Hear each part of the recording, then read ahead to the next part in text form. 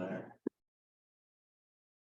we'll call the December 5th meeting of Orono Town Council committees to order. Roll call shows that all members are attending, including Jeff Wingard, who's attending via Zoom. And the first item on the agenda is Community Development Committee. Jeff, are you okay doing that? Yeah, this is fine. It just takes me a second. I've been off of Zoom meetings gladly for a couple months now, so I have to relearn how to do it. Yeah, so Sophie, would you like me just to begin? I sure would. Okay, so we met about a month ago to discuss progress on the DEIB board applications process, and we had asked the town manager to extend the application process for a month to try to recruit some new members, and I don't believe we got any new member applications. Although I'm not sure if we received any clarification from the one or two members who had submitted kind of brief applications before. So I can answer that for you, Jeff, if you'd like. Okay.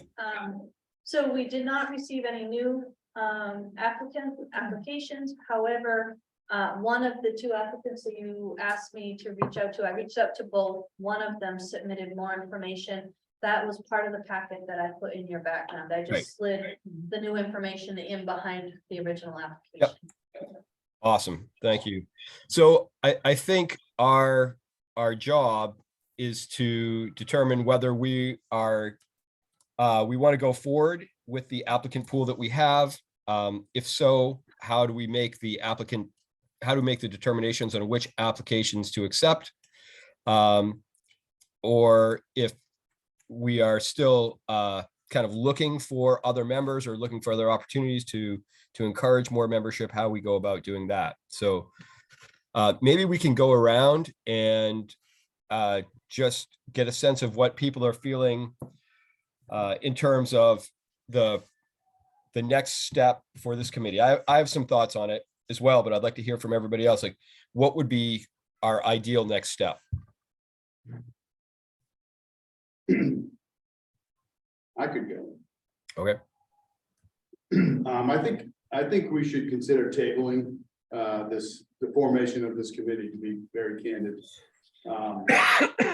I'd like to kind of, maybe for context, because I wasn't here when this originally started. I think I've caught myself up, but I don't know what I've missed. So I guess I'd like to maybe level set for myself on where we're at and kind of out loud for you all to critique and tell me if I'm missing something or not, or misrepresenting. But I believe that this was started by a group of individuals that essentially petitioned the council, and that was over a year ago, I believe, to create this standing subcommittee.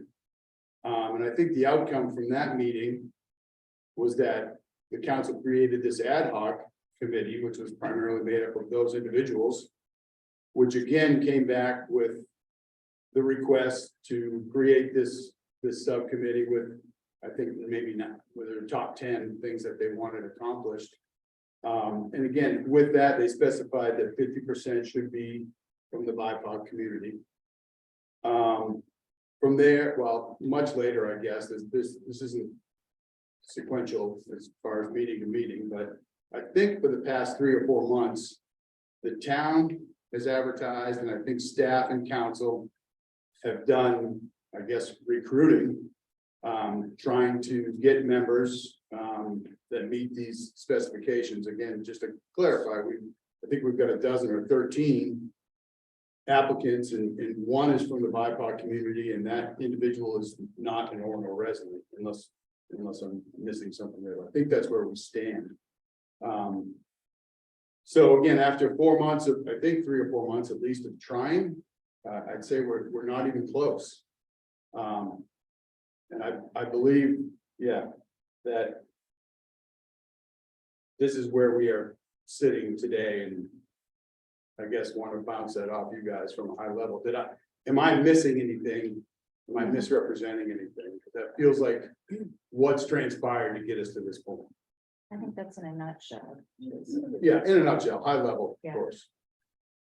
I'd say it was like, it wasn't just like external pressure, and it wasn't the people who ended up on the ad hoc committee who petitioned us to create an ad hoc committee. It was like, in the wake of George Floyd, the public was like, council, like, well, how are you gonna respond to this? What are you gonna do? And over that summer, we had a lot of conversations about how to approach it.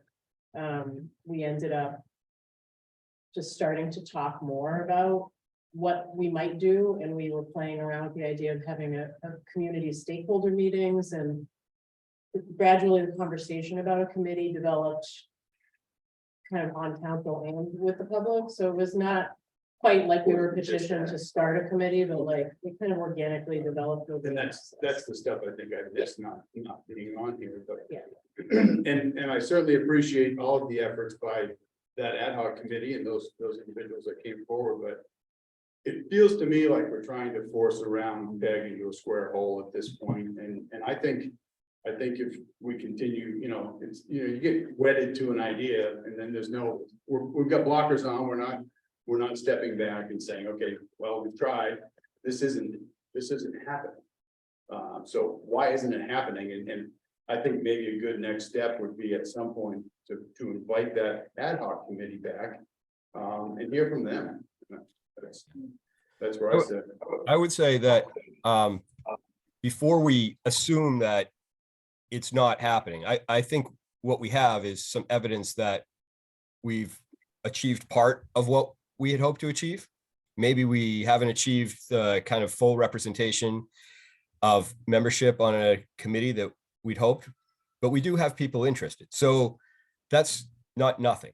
And we have a number of applicants, the majority of applicants actually, who did not participate in the ad hoc committee. So this is a new group of people who are coming out on their own, wanting to participate in this kind of process in Orono. So I hear what you're saying, both Leo and Megan.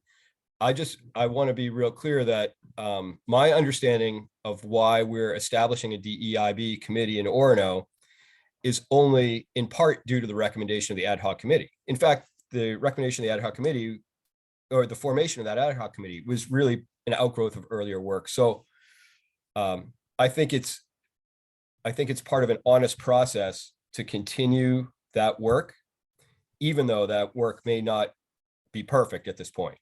That's sort of my feeling. I'd like to hear from everybody else as well. Yeah, Jeff, I really appreciate the comments you just made. I think I perhaps feel similar to you in that, like, we're at where we're at. We have participation from people who have applied to want to be part of this kind of work within this town, and maybe there's some kind of honest middle way forward where we can interview folks who have applied to be part of this committee so far, and take into consideration, like, maybe maybe the next step is to collaborate with some of those folks on putting together a meeting with the previous ad hoc committee and talking about, well, maybe what barriers do exist to more BIPOC folks in town wanting to be part of a process like this at this moment in time. What elements of the current way that we tend to do outreach aren't connecting and getting in touch with a full range of folks who live in this town. And I think that I like have to believe, as a chronic optimist, that there is a way forward in that we can all be a constructive part of. I would like to add to that and just say, I think our charge says committee shall consist of between 10 and 12 community members. And granted, we only have 12 applications, but I say only 12, that's also, how many people usually just volunteer to join other committees? I don't know the usual, like, rate at which people apply, but that seems like a fine number to start with. To at least like review and see, even if we don't meet an actual 10 to 12 community member number at first from all of these applicants, I think it's enough to start with. Yeah, I appreciate, Jeff and Sonia, your comments. I agree. I think that to the question, like, well, why isn't it happening? that there could be a lot of reasons that it's not happening. What we would like to have happen is not happening, and I think this is an opportunity for us to explore that more. So like, just because we have 10 to 12 seats in the charge doesn't mean we have to seat them all right now.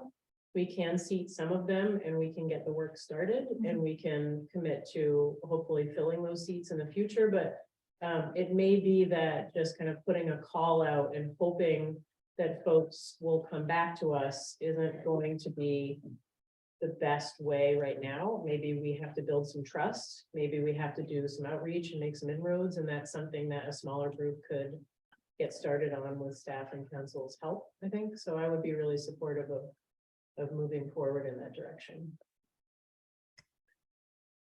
I support Megan's idea. A smaller group. I agree, Megan. I think that was well said. We have applicants. We talked about a process for seating the people previously. I think leaving some open spaces for future additions to the group would be a way to go. And I just as soon see us move forward with the process that we talked about and kind of began earlier in the year. Yeah, and it could be that some folks who were interviewed and end up on a sort of smaller initial forming committee may have great connections to other parts of the community and be helpful in recruiting more enthusiastic members to that group. Great. Okay. So we don't vote in committee, but that sort of seems like consensus. Not consensus, it seems like there is some will to move forward. So maybe Sophie, you can help us determine a calendar or some next steps, or how we would go about beginning an interview process and that whole sort of thing. Well, I think, the intent that everybody had last time we got together was to hold the interview process in a workshop that was not televised, so people wouldn't be like put on the spot. I think we should expect that maybe some of the people who have indicated their interest would want to participate via Zoom.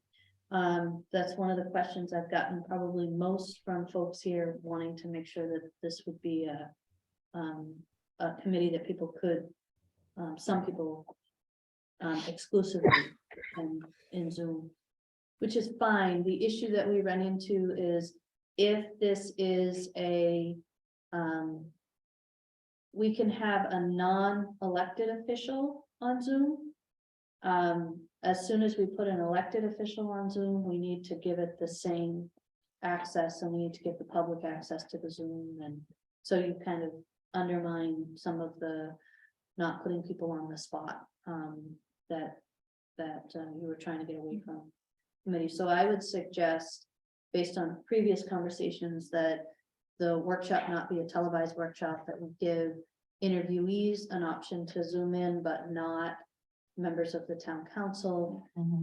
If I know that you want to just interview everybody, I can work with Nancy to set that up. I would pick a couple of days, a few dates, throw them out to council orders, and then from there pick a couple of workshops. I think 12 people in one workshop is a little ambitious, so we could just schedule that if you know you want to do that.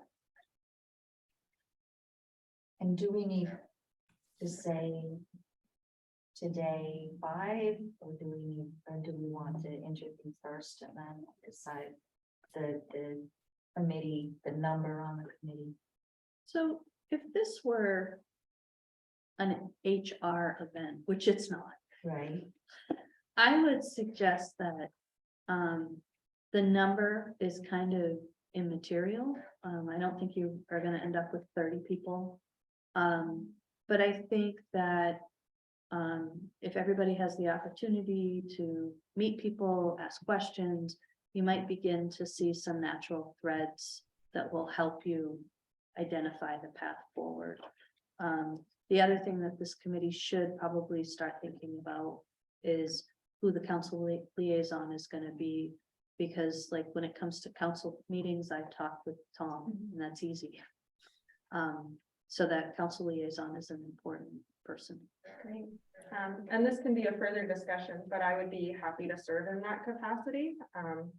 Unless anyone else wants to like arm wrestle before it or, you know, I say that in jest, but have a conversation. I lift weights, Sonia. so- All right, we can play poker. No, just kidding. I I, can't. on a different matter, I did not attend the meeting that you had to discuss the candidates initially. And I just want to hear, was there a real consensus that an interview was necessary?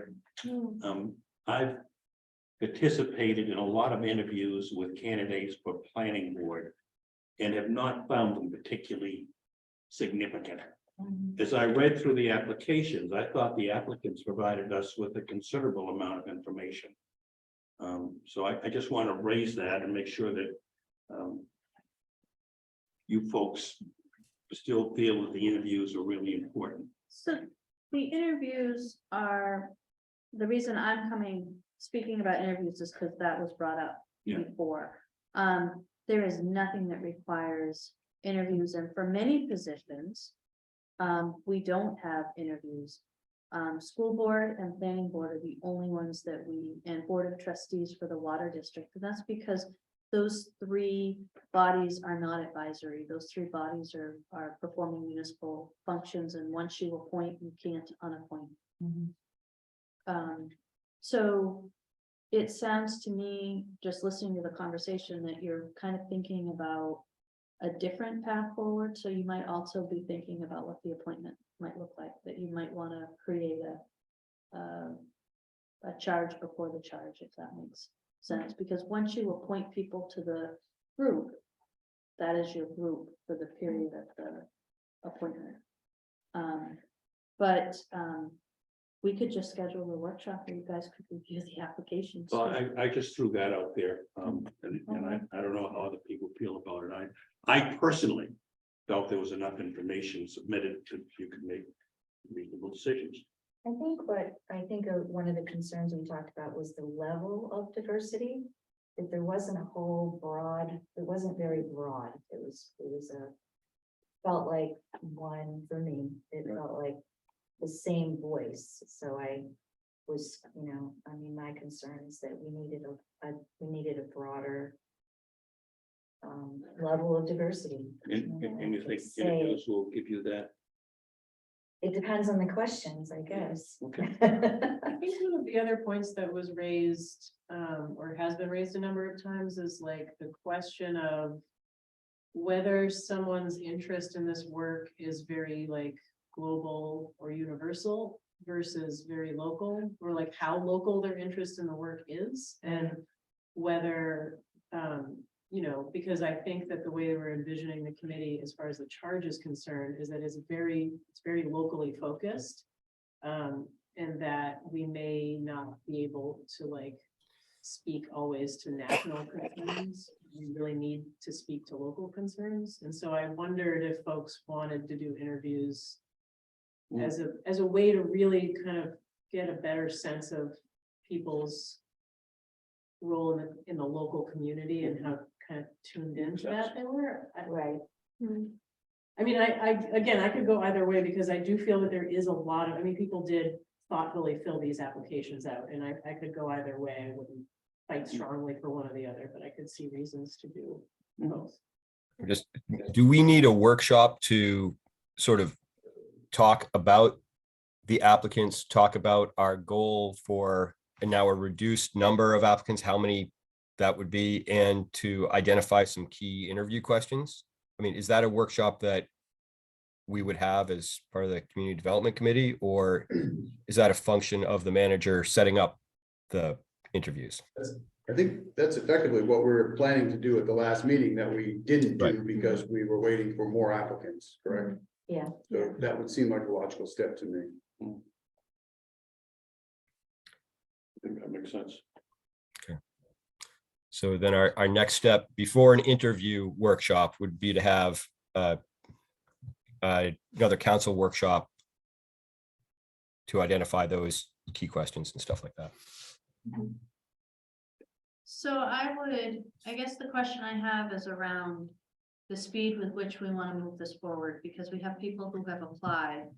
The 12th and the 19th are both really full agendas, so I can't just tag a workshop onto that. I'm just looking real quick, if you bear with me.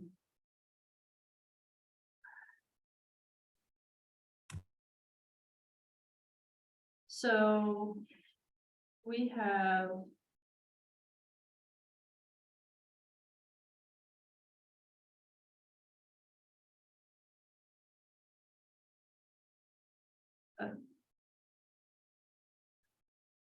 the 19th is our last committee meeting of the year. That one is full. So we're looking at January, unless you are interested in a special, not Monday. January's fine. In my opinion. We'll skip Christmas. So, I'm open to either January or a special event, but understand that the holiday times are packed for many. we would normally stay, once we get to the 21st or so, all the way through the first week of January, we tend to try not to schedule much. I've swum up that river a long time. Give it a- I'd be in favor of something early in January. Especially because if we're gonna then subsequently schedule interviews really, really quickly, we could potentially still have the process wrapped up by the end of January and seems still within our time range. So, let me pull up that planning document. I would think. Well, people are kind of waiting to hear from us. We could contact them soon before Christmas. Let them know what the interview dates would be, I would think. So they know that we're moving on it. So, yes, if we're gonna follow the calendar, you, on the 23rd of January, we have a presentation. We've got the community assessment presentation, building, presentation, so you could just put a workshop in there and essentially just do the two things. And then you have your FY24 work budget priorities on the 24th. If we limited that to, let's say, 90 minutes, that would give you a half hour or to an hour. We could,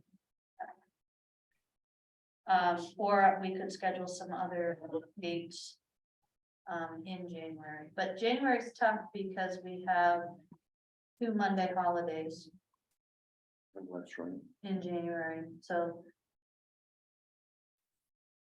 So the 2nd is a holiday and the 16th. yep. So what if we looked at looking at the calendar and throwing some things out, so we're not doing it at a meeting? Sure. And that could still be an early January timeline, you know, a Wednesday the 4th, Thursday the 5th, something like that. If that was better for people's holiday timelines. Yeah, we've got some other, yeah, I mean, we just have to work Sure. around. I trust you to know further what the details are there. And so the detail is gonna be a workshop date for council to talk about applicants. Think about questions, that kind of stuff. Yep. And that would be a regular workshop without live streaming and all of that stuff. And the second date, we would hold 1 or 2 potential dates to interview if counselors wanted to. Excellent. And hopefully we will decide on some dates early enough to let candidates know. So I'm gonna put this out through the famous doodle. It would be great if people could get back to me sooner rather than later so that I can get back out to folks before the holidays. And they're coming right up. Oh, boy. Oh, God, nope, I'm not gonna go down that spiral. Christmas shopping.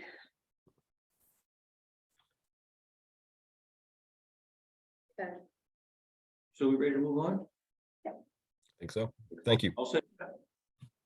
So we'll move on to Comp Plan Implementation Committee. Oh, that's me. Yes, indeed. Actually, it's Kyle. No, so this one, we're going to have an update on the comp plan implementation progress and next items featuring Kyle IRA. Kyle? Yeah, so the last time we talked about kind of what the comp plan is and potentially looking at the next iteration of the comp plan. We talked about starting that process as early as this coming spring for the update of the comp plan. Doing that, going into that at that timeline, knowing full well that we basically be starting around a year before we needed to. And the idea there was to, get some extra time. There are some things we were starting to talk about, especially around housing and potential rezoning topics, that bigger conversations. That, maybe it was time to look into those more and explore those through, the next version of the comp plan. But sort of taking a step back, I went through to update the spreadsheet that you should have all seen, which is just tracking basically all of the ordinance recommendations in a current comprehensive plan. And, when you look at it, I'm not going to go through line by line. A lot of this are things that have been adopted already, but there are, several things in there that we haven't had a chance to get to or talk about whether they're still valid ideas that we want to pursue. Now, it's perfectly possible that something isn't as relevant as it may have been when the comp plan was put together, and it's carried forward, because maybe it's still not an absolute pressing need, or it's just not relevant now, whatever. But I do think that there is potentially some value in starting the comp plan update in spring 24, more aligned with the timeline that the last one was on, and taking a look at some of these things that we haven't had a chance to work on yet. So when you look at the spreadsheet, the red are things that we haven't talked about at all. The yellow are things that on some level we're working through. For instance, the off-street parking amendment is something that's, almost gone through the full process at this point. But then you have something like the comp plan talked about implementing LID, low impact development techniques, into the land use ordinance, which ended up being something DEP now requires through the stormwater permit. And that process is, barely started. We submitted the model ordinance to DEP for that, and we haven't heard any feedback yet from that. So that's something we're absolutely going to have to do in the next, year or so, since that's a requirement with our MS4 permit. But some of these other things are things that, even very recently have come up with some planning board projects. Specifically, when you look at the last page, things that are seemingly fairly simple updates to the ordinance, amending the building height definition, and the other one, revising the aquifer protection overlay near the downtown. a lot of these things in here would be fairly minimal as far as the work would go into actually creating the ordinance amendment, and I think getting it through. The reason that it was recommended to change in the comp plan is exactly the kind of issues that were starting to come up and impact projects in real life. Recently, they're just kind of creating these little extra burdens and extra steps for projects to go through that are, overcomplicating things. So an issue that I could see happening, as we start the comp plan in, this coming spring, and, these things get put on the side, and then we're working on the comp plan. And now for the next 2 years, we're working from a policy perspective, pretty much exclusively on creating the new comp plan. And these things don't get touched for, 2 years from now, when we could very easily kind of flesh these out now and get them through. I think another kind of big important one is specifically the one that talks about reducing the C2 minimum lot size. That C2 area is primarily the area on Park Street. In the last year or so, we talked about reducing minimum lot size in the MDR. This is sort of going along those same lines. The C2 minimum lot size is pretty high for what that district is supposed to be. Park Street is supposed to be this, mixed use, residential, multifamily, 2-family, single family, small scale commercial uses. But the minimum lot size there is 40,000 square feet. That's not really conducive to a mixed use walkable corridor. And when we've already done some work there as far as the design standards and kind of enhancing that streetscape, the comp plan recommends reducing the minimum lot size down to 20,000 square feet. Now, is that the end all solution to solve every problem? As far as encouraging more development on Park Street, probably not, but it might be worth kind of taking that intermediate step before jumping into the next comp plan, when we could take a deeper look at that corridor, and figuring, just making some of those smaller amendments now in the next 6 months, year, and then taking a deeper look at some of those issues and seeing how much more needs to be done to kind of fully achieve those goals. Just to touch on a couple other things in there that we haven't addressed, adopting a complete streets policy. Complete streets is, making sure that every mode of transportation is touched on anytime a new street goes in or a street is, improved.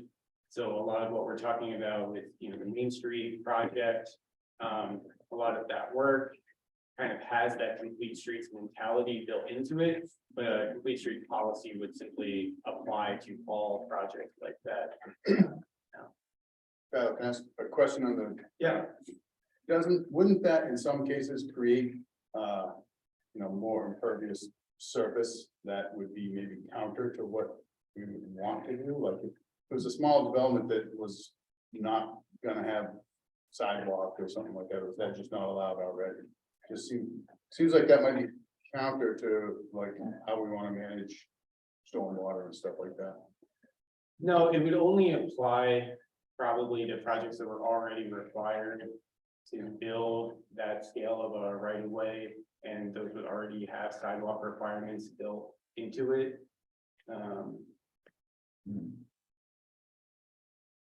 So it wouldn't create the need to have more impervious surface in any situation. No, I don't believe so. I mean, that's certainly something, if we were developing a policy like that, that we could look into.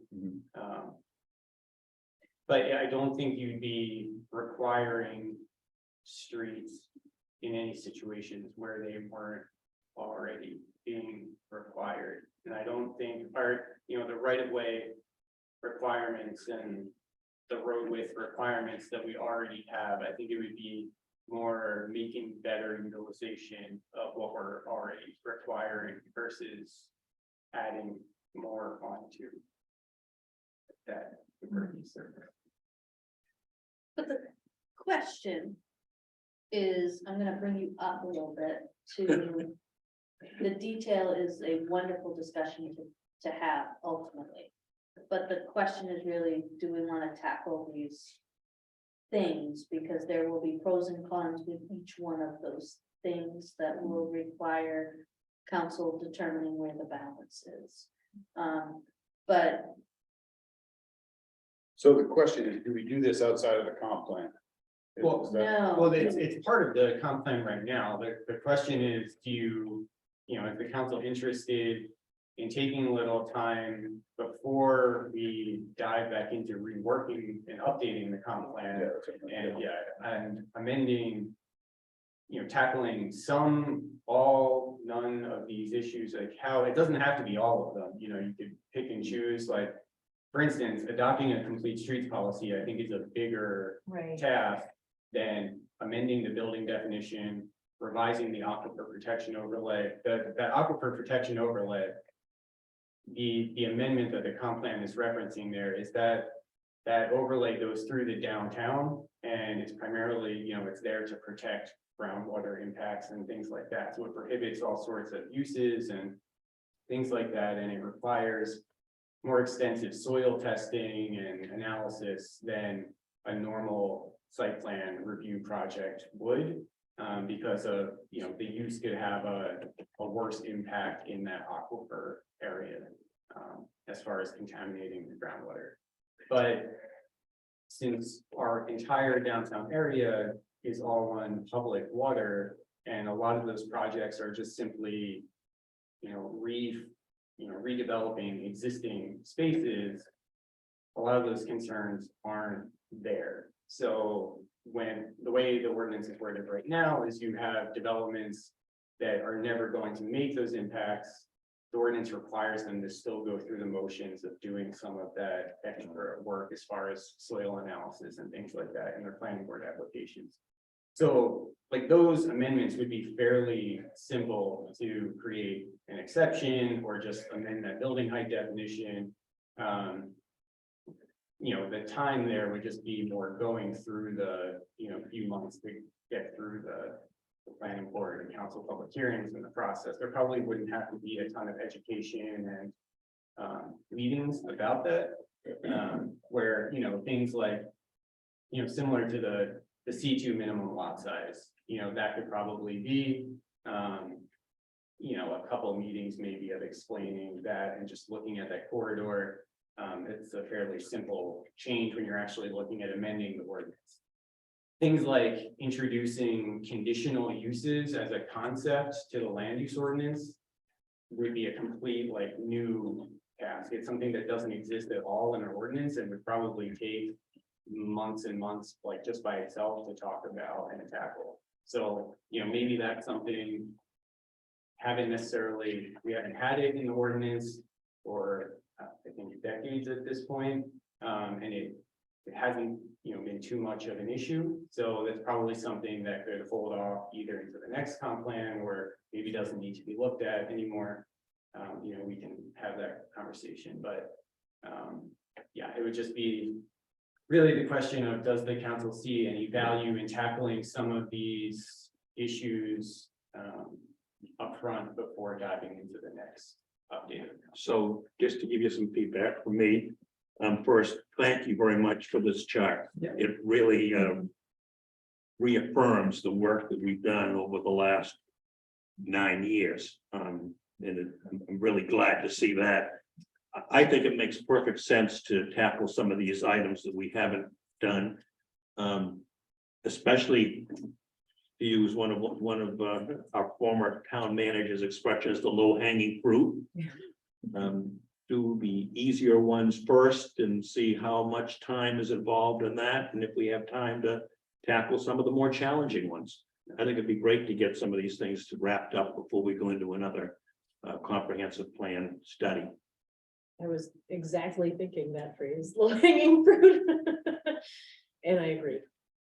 I have a question too, Kyle. Sure. Go ahead. I was just gonna say, I think the reason that some of those haven't been done is because there are those things that, it comes up maybe once in a while. And so it doesn't feel like an urgent need. So, in 2016, when a lot of these things were done, they were probably like, well, we don't need to do that right now, and then it goes years, but then all of a sudden, one project comes up and it's like, oh, well, this is a hassle to deal with. I really wish that definition was changed, or I really wish that lot size requirement was a little smaller. And so yeah, it's not necessarily going to have massive impacts across the board for every project all the time, but there are things that can definitely help in certain unique situations.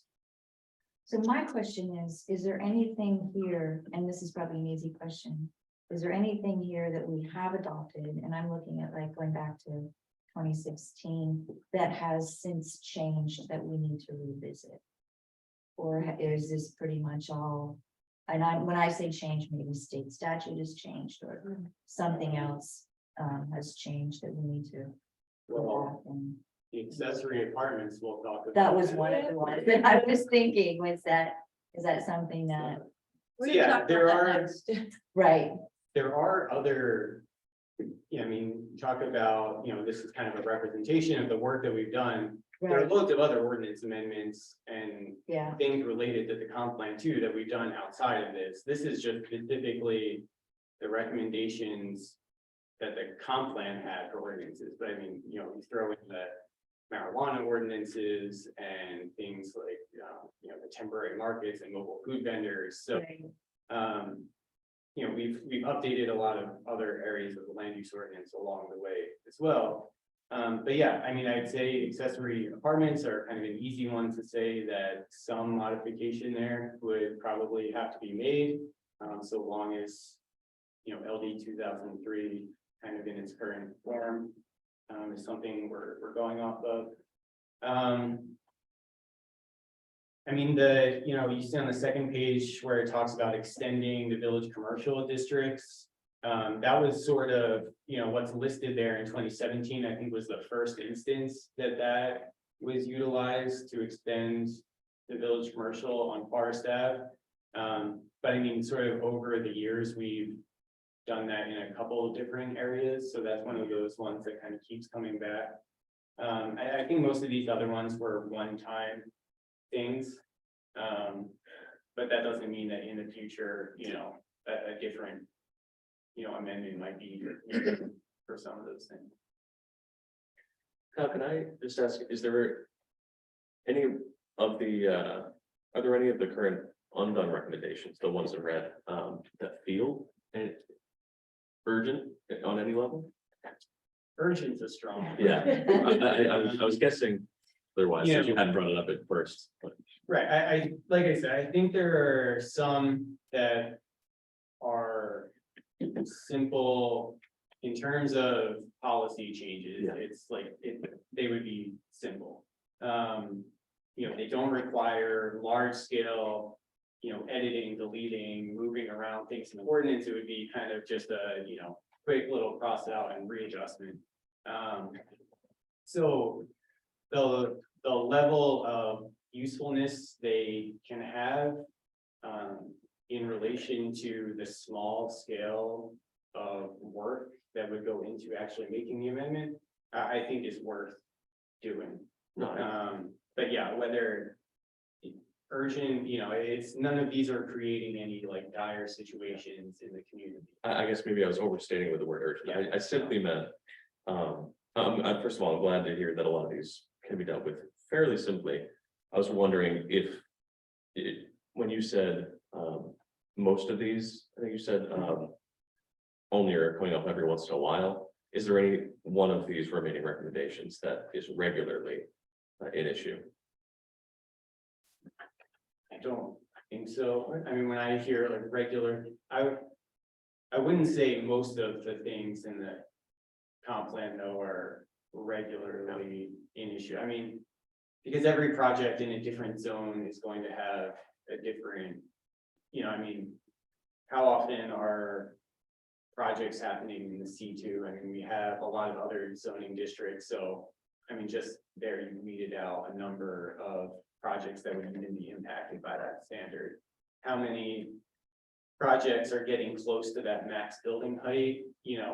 For instance, I came up with talking about the Tyler project and how they were measuring building height and, things like that. So, I'd say that they're all capable of coming up in any project. But yeah, it's not like each one is applying to even half the projects that come through. It's good to know. I was simply asking just in case that information is at all helpful in us as we order the priorities of dealing with these. Yeah, I'm not sure there's anyone that jumps out as like, this should be the absolute priority. I think it makes sense in that case to look at some of the easier to implement ones. I mean, for instance, things like considering conditional zoning along College Ave in the areas now zoned as MDR. I don't think I've heard that come up from anyone in the time that I've been here.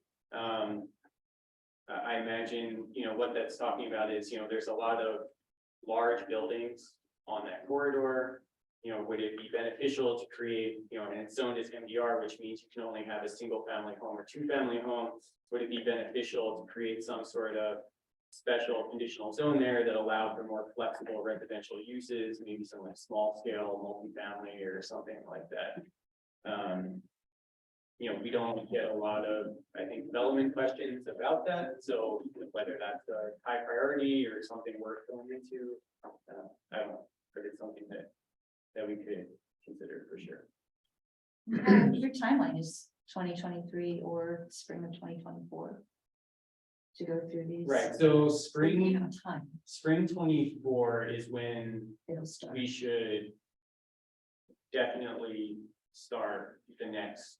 That would give us the same amount of time to work on this version of the comp plan that the last version had. It would give us 2 years to go through the whole process, get it into the state for comment, so they can say whether or not it meets the Growth Right. Management Act, and it would allow council to adopt it.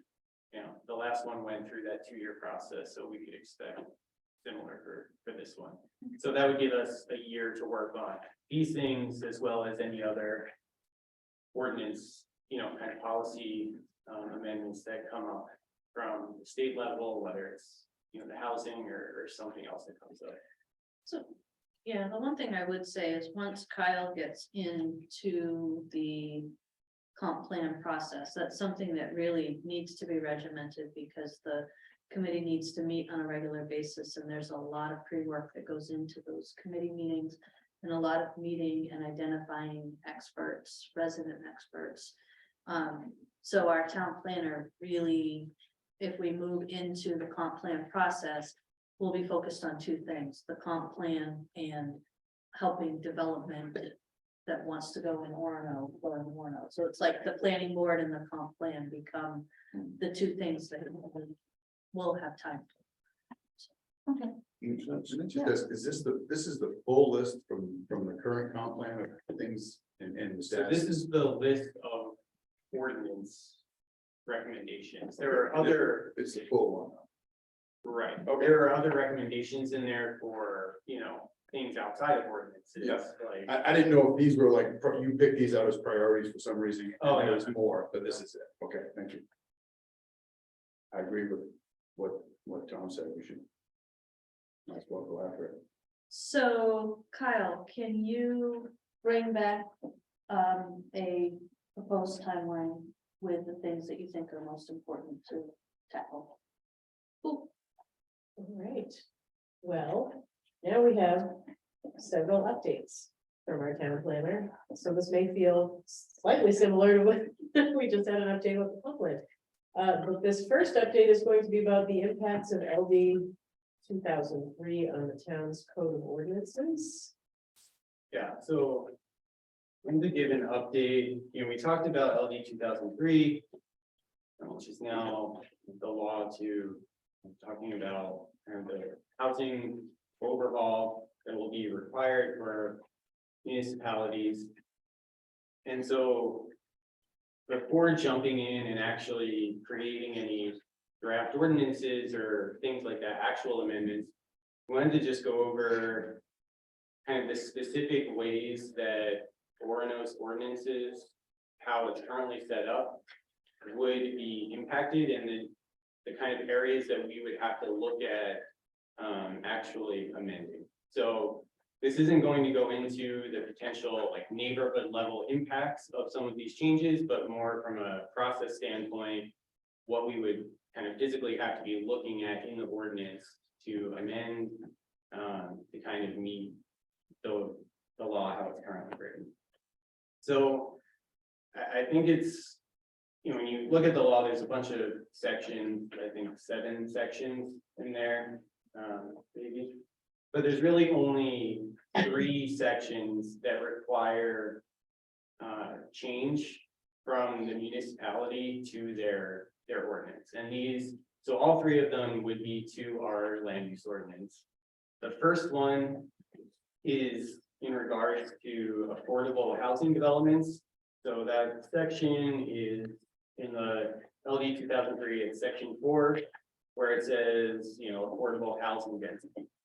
So the whole point of that section is that LD 2003 requires that municipalities allow these affordable housing developments, which are essentially housing projects that meet certain household income criteria, so long as it's happening in the town's designated growth area and in a zone where multifamily housing is allowed.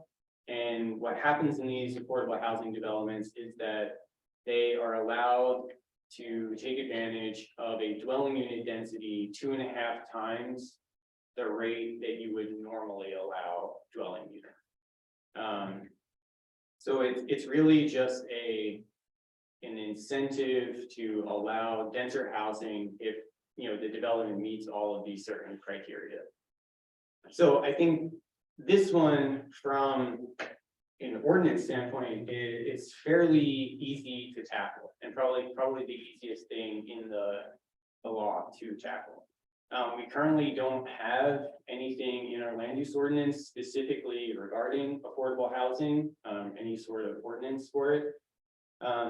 So most likely, you know, how we would look at tackling something like that is either in our zoning article, creating an overlay district, you know, where you could just put that overlay district over those zones in the growth area where multifamily was allowed.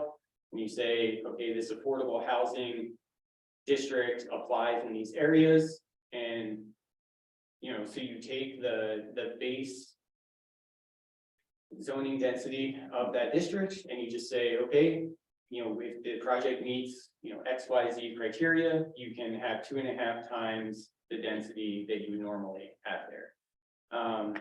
The other option would be to create a section in our performance standards for it.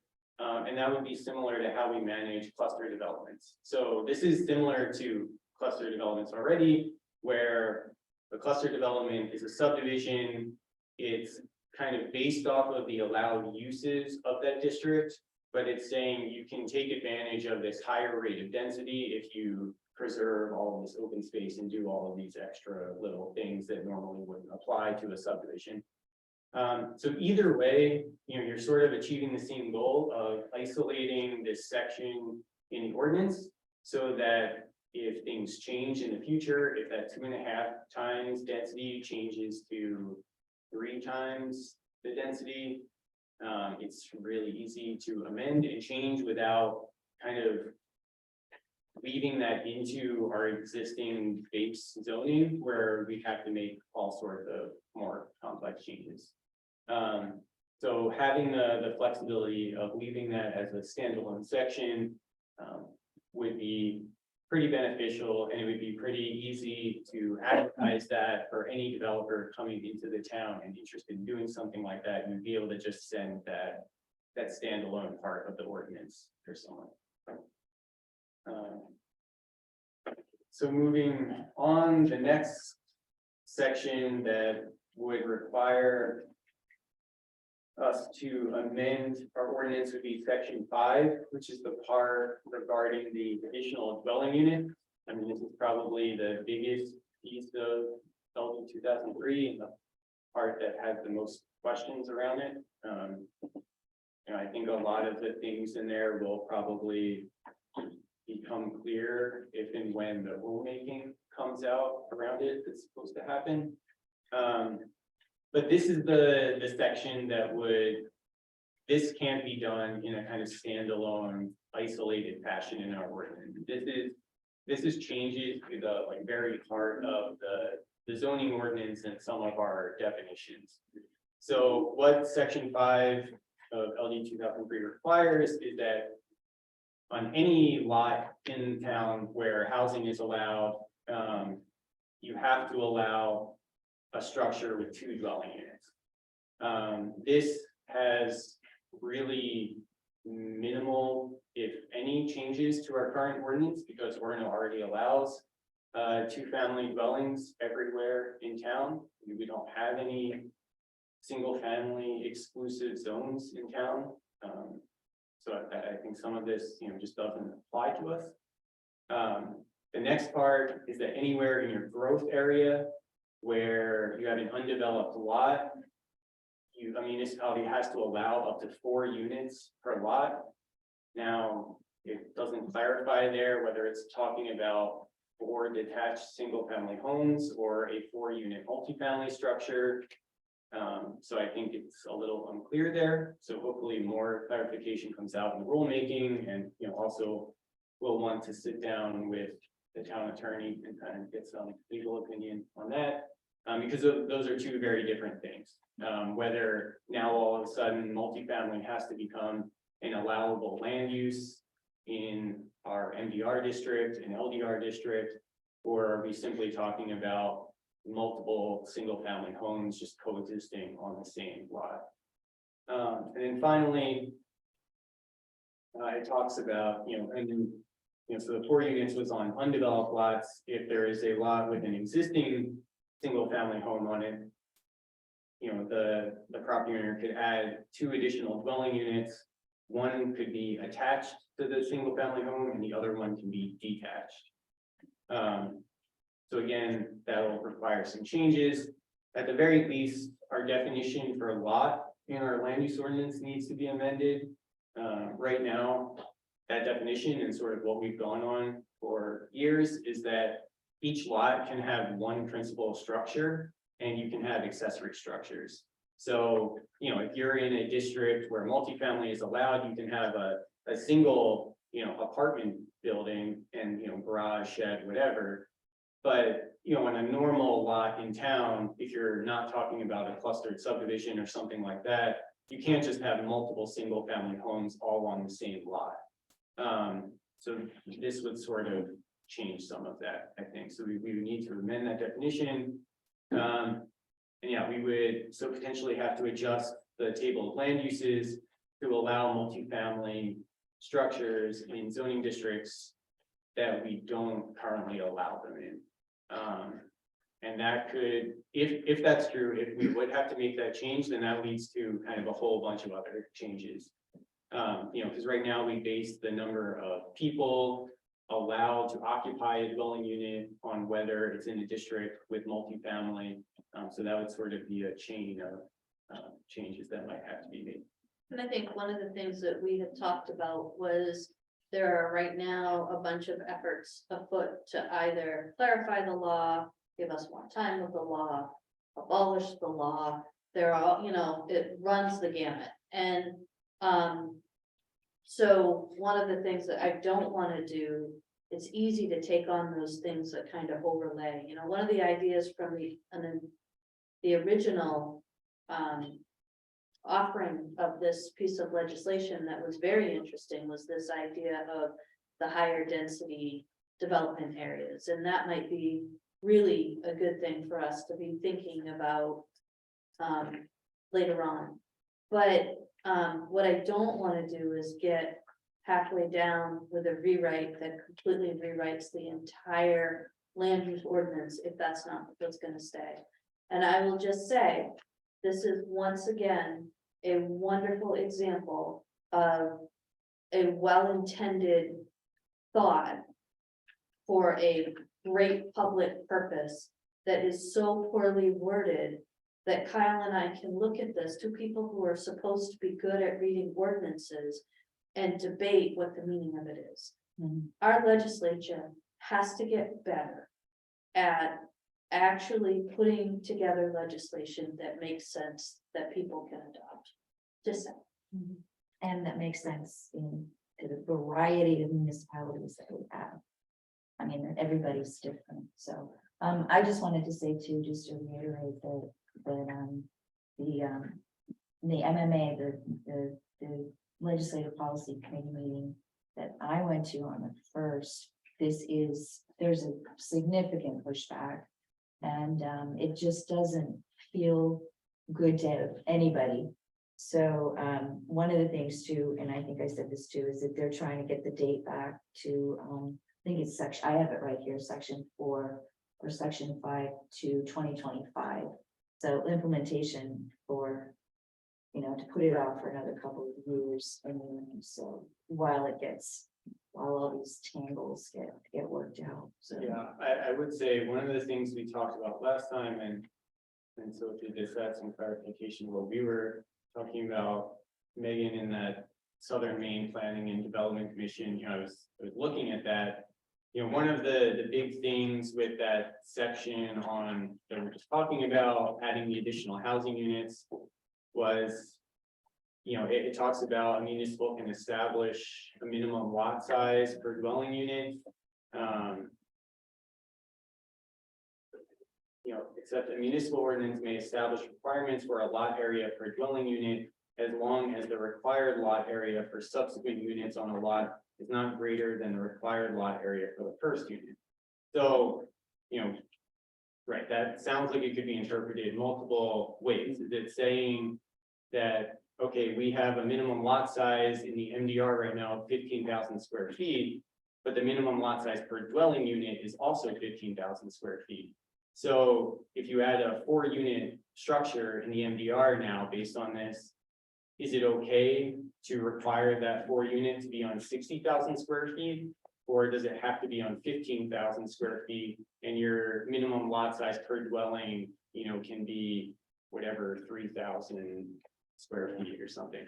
So that Southern Maine Planning and Development Commission, in their little infographic, they did have the opinion, it seems, that the lot size per dwelling would scale with what you currently have. So that 4-unit in our MDR, for instance, would require 60,000 square feet. So, talking about this with Sophie, I think that should be how it's read, because the point there, I think the point that they're trying to get through is that they want to get rid of single-family exclusionary zoning. They're not necessarily trying to change the entire scale of a neighborhood in a community. There, all these communities that, only allow single-family homes in a district, and you have a single-family home sitting on 2 acres of land, those people don't have any opportunity to add extra units to their house. It would be like someone in our MDR with a 3-acre lot, and we only say you can only have a single-family home there. You're just forced to have that single-family home on 3 acres, where, with this change, even if we scale up, that 15,000 square feet per dwelling, they have more than enough land to have that 4-unit. But it's not really changing the overall density and character of the MDR district. So hopefully that's the interpretation that they intended and people can go with, but yeah, that was still one of those questions. The final area of that we would have to look at in our ordinance to change is for the accessory dwelling units. Again, this is kind of standalone section in our performance standards in our land use ordinance. So LD 2003 requires municipalities to allow ADUs on any lot with a single family dwelling in any area where housing is allowed. We already meet that requirement. The parts of the ADU section of this that are unclear are, well, we know we can maintain our 500 square foot max floor area.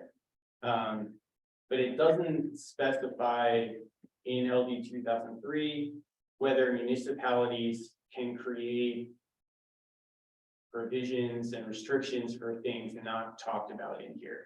And they don't talk of anything about occupancy, whether it's owner occupied or not owner occupied, how many people can be in an accessory dwelling unit based on size or things like that. Like, those topics aren't covered at all.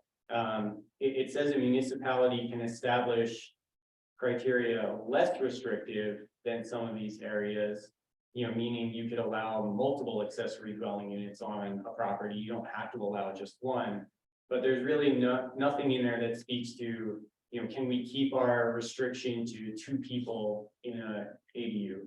Can we keep our restriction that a lot with an ADU has to have the principal structure be owner occupied? So I think those are things that we would either clarify with the town attorney or, you know, in the rulemaking when it comes out. One thing that would have to change for sure is the law says that an ADU can't require any additional off-street parking. So right now, you know, we require a set number of off-street parking for the single family home, and then we require 2 additional spaces for the ADU. We would have to remove that 2 additional spaces for the ADU. It would just be up to the property owner essentially to determine how much parking they needed. So the 2 spaces for the ADU avoided the change we are just in the process of making that going that 1. Well, so, you know, the ADU parking requirement has been in there for years. So the change that we're making doesn't apply to it. You know.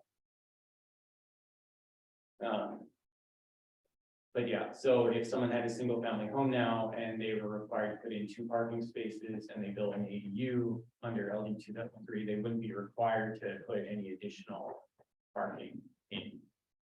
They could choose to, and most likely they would supply parking for anyone if they needed it, but they wouldn't be required to. And we couldn't force that requirement in the ordinance. So yeah, I mean, I think overall, I think it's fairly simple for us to address the ADU and the affordable housing development sections of LD 2003 from a procedural standpoint. Yeah, I think it'll take longer if, you know, this ends up going through to determine what the impacts on the ground actually are. It would probably be a few years of data tracking to kind of see how much is actually done there, how much people actually take advantage of some of these things. Yeah, I think the more complicated one from a amendment process will be that, you know, the additional dwelling units. Yeah, not too much else there. Just wanted to give a kind of quick update on that set. Okay, thank you, Kyle. And now another update, this time on the Sailor development timeline. Yeah, so this one a much shorter update. So I don't know if price been some new people. It's been You could give What is the Sailor development? I actually had a town person write to me this weekend wondering if I knew what this item on the agenda was, and I was like, no. So I'm excited to hear about it. Yeah, well, the comp plan made a recommendation for the town to look at all of, you know, the town owned pieces of land. And see sort of what the best use for those was. One of those was the area of town owned land located in the Sailor neighborhood between Gilbert and Mainwood. So, you know, it's kind of Johnny Mac Brook, kind of draws the property line on the west side. But, you know, as it sort of fills in between Mainwood and Gilbert Street, there's about 15 acres of town owned land there. And originally, when, you know, Sailor neighborhood went through the subdivision process, you know, you can see the space if you look on the parcel map of where there's room for some other streets to go in there. Obviously, the initial plan called for a more that grade kind of pattern to extend all the way up to the cul-de-sacs on either street and fill in that whole area with additional houses. I didn't know anything about this till I was elected to council either, but it blew my mind that there's a whole neighborhood that was a planned neighborhood. And then the developer was like, never mind, halfway through and just gave the land to the town and we've had it for 50, 60 years. Wow. Who knew? So yeah, now there's this, this now, right, long time, decades of sort of open space that's been there and wasn't developed for that purpose. So a few years ago, maybe in 2019, we met with the neighborhood to talk about how that space was used, what sort of things, if any, they were open to utilizing, or,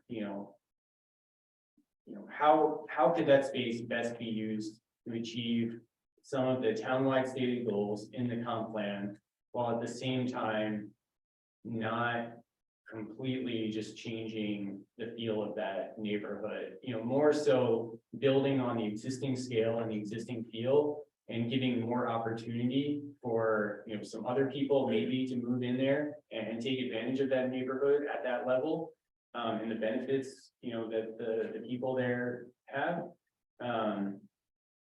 But the idea wasn't, okay, the town doesn't want to go in and fill in every single one of those streets and maximize, the full build out that the original plan called for. So we had some neighborhood meetings and, some people were fully in support of, at the very least connecting the two cul-de-sacs. That alone would give a lot of benefit to the town from a circulation standpoint, both for vehicles and emergency access, but also infrastructure, the water and sewer. And it would also open up the potential for a few more housing lots to go in, maybe 5 or 6 additional lots could go in if that one street connection was made. But then leaving that sort of central area that would now be enclosed by, Mainwood, Gilbert, and this new street connecting the cul-de-sacs. You would have this open space area that could be kept in its sort of natural state, and used for passive recreation, or, maybe a walking trail could be kind of constructed around it and things like that. So, we have heard a lot of the, usual responses. Some people were in favor of something like that. Some people were, recognized that it achieved a lot of the town goals, but were also completely against the idea just because they didn't want any change in their neighborhood and, those sorts of things.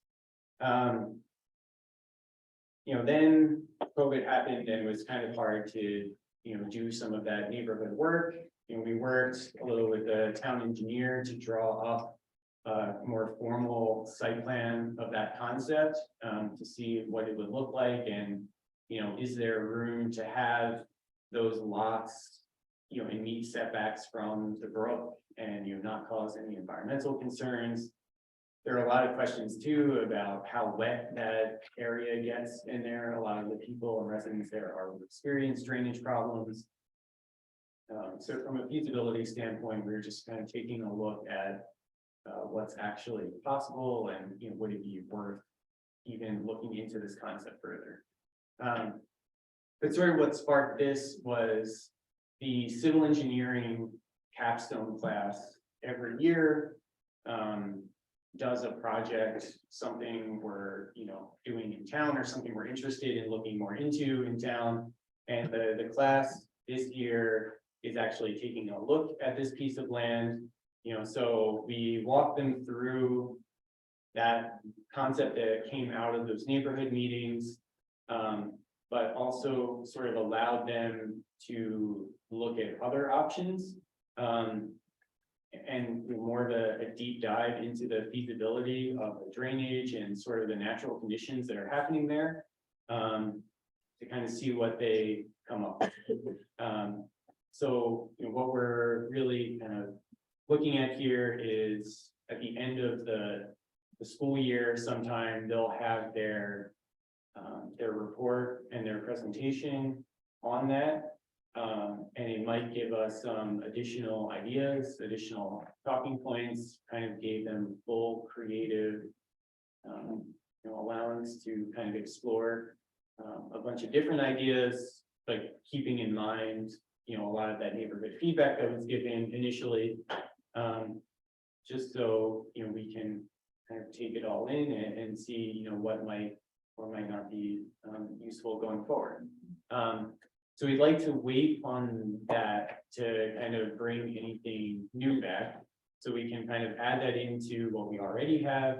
And then, so once we have that capstone report, we can kind of report back to council, see if, is there anything new in here worth exploring that we can go back to the neighborhood with? Or, should we, stick with our, the existing concept? Is that something that people in that neighborhood, have feelings changed in the last 3 or 4 years? And kind of develop some next steps. I will suggest that one of the things staff is going to be coming back to you with is having conversations with the neighborhood causes very strong feelings within the neighborhood. So when we look at all this information, one of our questions is this something you really want to move forward on? Because it causes an incredible amount of stress within the neighborhood, which all lands squarely on our town planners' shoulders, which I think the message from staff is, if this is something council's interested in, we will carry that water with a big, huge smile on our face. But if it's not something you're really interested in, the anxiety and the angst it creates, we saw that just in an introductory meeting to say, the comp plan speaks of this, and it was something that really was heartrending to some people in the neighborhood. So I think part of what Kyle and I want to do is bring back, this is what we know. Are you really interested in moving forward? Because if you're not really interested in moving forward, I would strongly recommend that we not. Well, I think it's important to really look at what if the goal is here is to create more housing, and we're saying, well, this piece of property can create more housing if we connect this street and add in those lots. Well, we're looking at a max of 6 lots, probably. Is that alone going to solve any housing shortage in the community, or would there be, much simpler, easier options elsewhere on completely undeveloped areas, or, raising densities in, key areas, kind of like we talked about before, that are already set up for that, rather than going in here and. I think that the ultimate goal would be important that you would want to frame, because one of the things that we might want to look at, not just in this neighborhood, but other neighborhoods, is the connectivity of streets. Rob Yerxa, Jeff Lowe would tell you that that's pretty important to delivery of municipal services. But that's much different than going in with the one option is, I think we really need to get council to think about what it is most interested in, because what we heard loud and clear was some people didn't care. Some people felt incredibly passionate about their home, which is their biggest investment. Many people's biggest investment. Is that a designated growth area? No. Yeah, that's in our growth areas. Pretty much everything east of the interstate, MDR, downtown, C2, that's okay. all, that's our growth area. Gotcha. Really, it's just, I think maybe the very edges on Old Town and DC side where you get some kind of random agriculture district. But pretty much everything else in the interstate is. And so you're saying that what was shown, there's only basically 3 lots each side of the street on that? If it was connected? If you connected it based on our minimum lot size, I think Mandy might have used a couple thousand square feet over our minimum lot size. It was 6 or 7 houses. I think it was 4 on one side and then 2 on the other. You have to remember the house is already on the interior of Mainwood and Gilbert. That's just connecting one Yeah. street, Yeah. right? That's not like, Yes, there's like a lot of, yeah, there would potentially be like 4 yeah. So, streets there. so our recommendation is we wait for our capstone group to come back. This has been languishing for a while, and we just wanted to make sure you were aware it hadn't fallen off the plate. It's always a good opportunity plan. to remember that our job when it comes to town-owned property is to find the highest and best use, whatever that might be. So let's all carry that in our hearts going forward into this. And suffice to say, it wouldn't just be our planner that would be having it carrying ours backs. Yeah. We're on the public too. Totally. I will just say in terms of the phone ringing here at town hall. Okay, well, I will pass the baton. All right, Finance and we Committee. Finance and Operations Committee, and we have one item, which is presentation of the FY 22 audited financial statement, which we have all had a copy of for a couple of weeks. So my plan, I did a PowerPoint, which is not like, remember, this is not my highest skill set. Belle has it.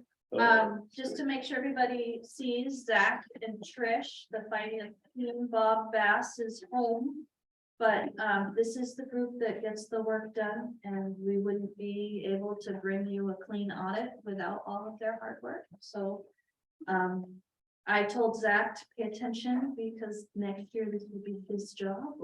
So no pressure at all. So Video, it'll be on video, you can rewatch it. my plan is to go through this. If I am going too slow, because you've had plenty of time to sit with it, just prod me along and I'll go faster. But I also know that for some folks, this might be a first experience with a municipal audit. And I think it's fair to say that there's a multi-page audit that we have. It's available to the public. We're not gonna go through every page, but you're gonna go through the highlights of that audit and see where we go from there. All right. So the first thing I would say is that state law, Title 30, MRS, Section 5823 requires that all municipalities have post an annual audit of our financial statements. Those are required to be done by a certified public accountant. The town council has had an engagement with Runyon, Kirstein, and Olette of South Portland since 2013. This is the final year of our current engagement, and we will plan to bring a proposal back to you for another 4-year stint. I think what's important for you to know is about that relationship is that the auditor meets with the council chair and vice chair annually at the beginning of the audit. They're here for 2 sets of audit time, pre-audit where they do testing, and then they come back and they look at all of our books after we close them. I'm really proud of staff because we technically can't close the books until the end of August because on a modified accrual, you look at the 60 days after the end of the fiscal year. And on August 22nd, they are here that week of August 22nd to audit the books. So that tells me that my staff isn't making a ton of alterations, which is great. So we are required, staff is required to prepare and present the financial statements. The auditor, if they were coming in and doing that, we would get a finding, which we did a few years ago when we sent people out to school to learn more about GASB so that we could do a better job with that. The auditors have the responsibility of expressing their opinions on that. There's a conversation back and forth throughout the audit. There are things that management passes on.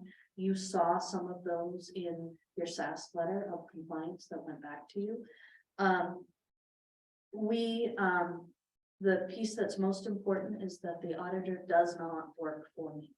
The auditor works for town council. And the reason that that's important is because one of your most important fiscal functions, you establish policy around finances, you are monitoring finances through those quarterly packets that we give you. And you are also required to audit. Now, you don't have the technical capacity to audit, I assume, which is why we have the independent CPA that comes in. So just one other thing I might add, if you don't mind. The auditor does a number of different tests on the financial information the town submits to determine accuracy and are they really reliable information. So it's not just accepting town information and saying, well, that's fine, let's just put it in the right form. They actually test to make sure that it's accurate.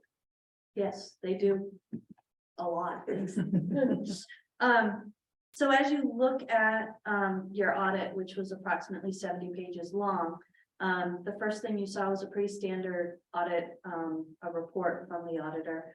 The next 6 or 7 pages there were a management discussion and analysis, which Zach and I create that kind of together. Bob Bass proofs it all for us to make sure the numbers are right, which is great. The next segment that you see are financial statements 1 through 9. GASB and GAAP accounting standards require those specific statements in the report. And then we go for the next section is the required supplementary information. That supplementary information is primarily related to our pension liability, which is main public employees retirement system. There we go. And also what we affectionately say OPEB, which is other post-employment benefits. So the town does not, other than the retirement system, which does have an ongoing liability associated with it. Most of our other benefits are post-retirement are minimal, very, very minimal. And most of them are required by state law. So we are required to allow retirees to continue to access to our health insurance. We don't pay for it. However, under accounting standards, everybody else has to subsidize their rates, and therefore we have to report on that, which is the whole offset to ARC and the very technical components within that supplementary narrative. Then we have exhibits, which are at the end of the financial statement, which are the combined and individual fund statements. A lot of that you see is the cash accounting and the stuff that we got very used to 20 years ago. Most municipalities reported on a cash basis, and everybody likes to see what that looks like, which is not as required as it used to be, which is why there are exhibits at the back. So as we go through, there will be terms that I define. If I use acronyms or terms and I am bad and don't define them, please stop me and ask me to. But I think it's important to understand that essentially we're reporting the same information in a variety of ways. So think of it as taking different slices. Council used to like to pick on me to say we had 2 sets of books. We don't have 2 sets of books. We have one. In the audit, we look at it in various ways. We have the town as an organization has ownership over all of these assets and responsibilities to report them. However, we break them up into proprietary or business type activities, which you see both of them, those terms written. That is our wastewater fund, with the idea being that fund is supposed to exist without the underlying support of taxpayers. The governmental activities is everything else that you would associate with the town. The general fund would be those items that are primarily primarily funded through the tax base, the property tax base. There are also those things that are most general and expected government operations. So we also have some funds that like you see the library fund in the audit, that's actually, there's the construction fund, which still has $7,000 in it that we really need to spend, clean that up. But the library fund that has about $70,000 in it is actually the library board of trustees, which we are responsible for, but we do not necessarily control. So we talked about cash basis. I give you $1, you report the dollar when you see it. When you give me the bill, I report the expense. You see that in some places in this audit, but mostly we do modified accrual accounting or full accrual, which is recognizing expenses and revenue when it is measurable and usable. So when we receive it, that's where the 60 days comes in. So as we begin to go through the statements, let's talk about the statement of net position.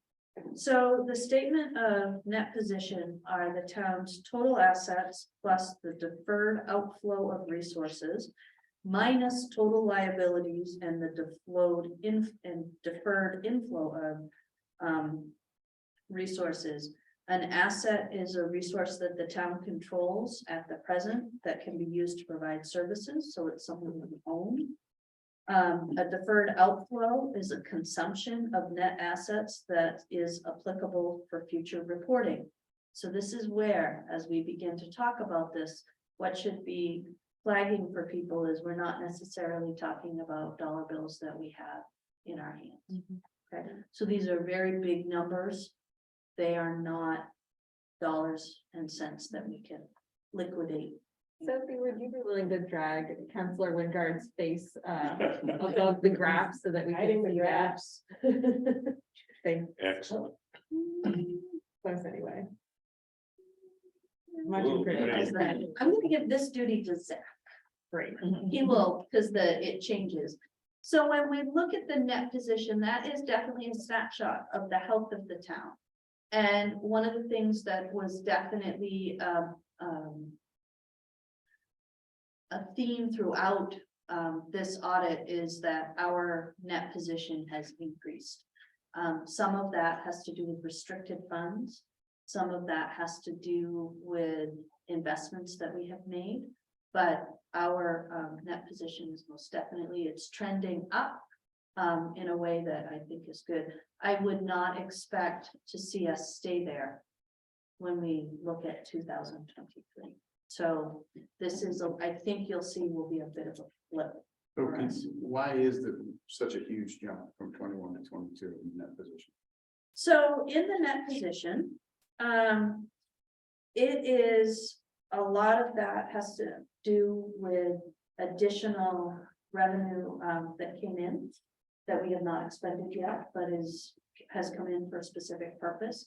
So we're holding funds in escrow.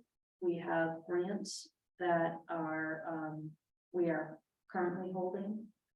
So these are all things that we know we're not, they're temporary. So the ARPA funds. With the ARPA Part of funds. that. Yep. That's a big chunk of it.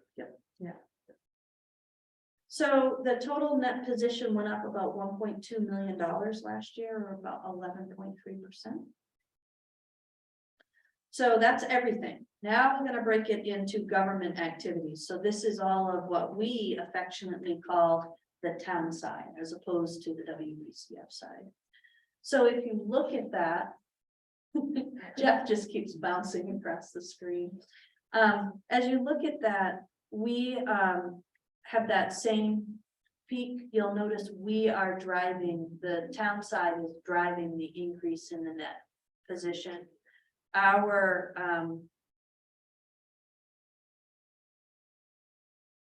we currently the town net position increased a total of $2.1 million last year. Again, a lot of that has to do with assets coming in, retirement, and retiring debt, and also the grants and other things that were temporary. Does that mean that the treatment decreased? Because did you say it's 1 point something total? Yes, the treatment won't decrease. So we've got 37% of our net position is available to meet our ongoing obligations. So again, you think about, it's not the whole thing, it's only the 37%. So when we look at that, our net position is made up of various things. Again, your net investment in our capital assets. So when you look at the audit, you see capital assets in the $30 million range. Some of you, there is depreciation that is taken into consideration with that, but there's also we have to net against any outstanding loan that put that asset in play, which gives us net investment. We have restricted investment, and we also have unrestricted investment. So the total net position, when you add all those things up, it's 14.6, which when you look at how those increased, the capital asset increased by 1.1 million. Value going way too fast. There we go. The restricted increased by 175,000, and the unrestricted increased by $810,000. So the bulk of the increase is really spread between assets and unrestricted. I'd like to see the unrestricted compartment. Yes, we like that. Sophie, does this, Continue on. Oh, go ahead.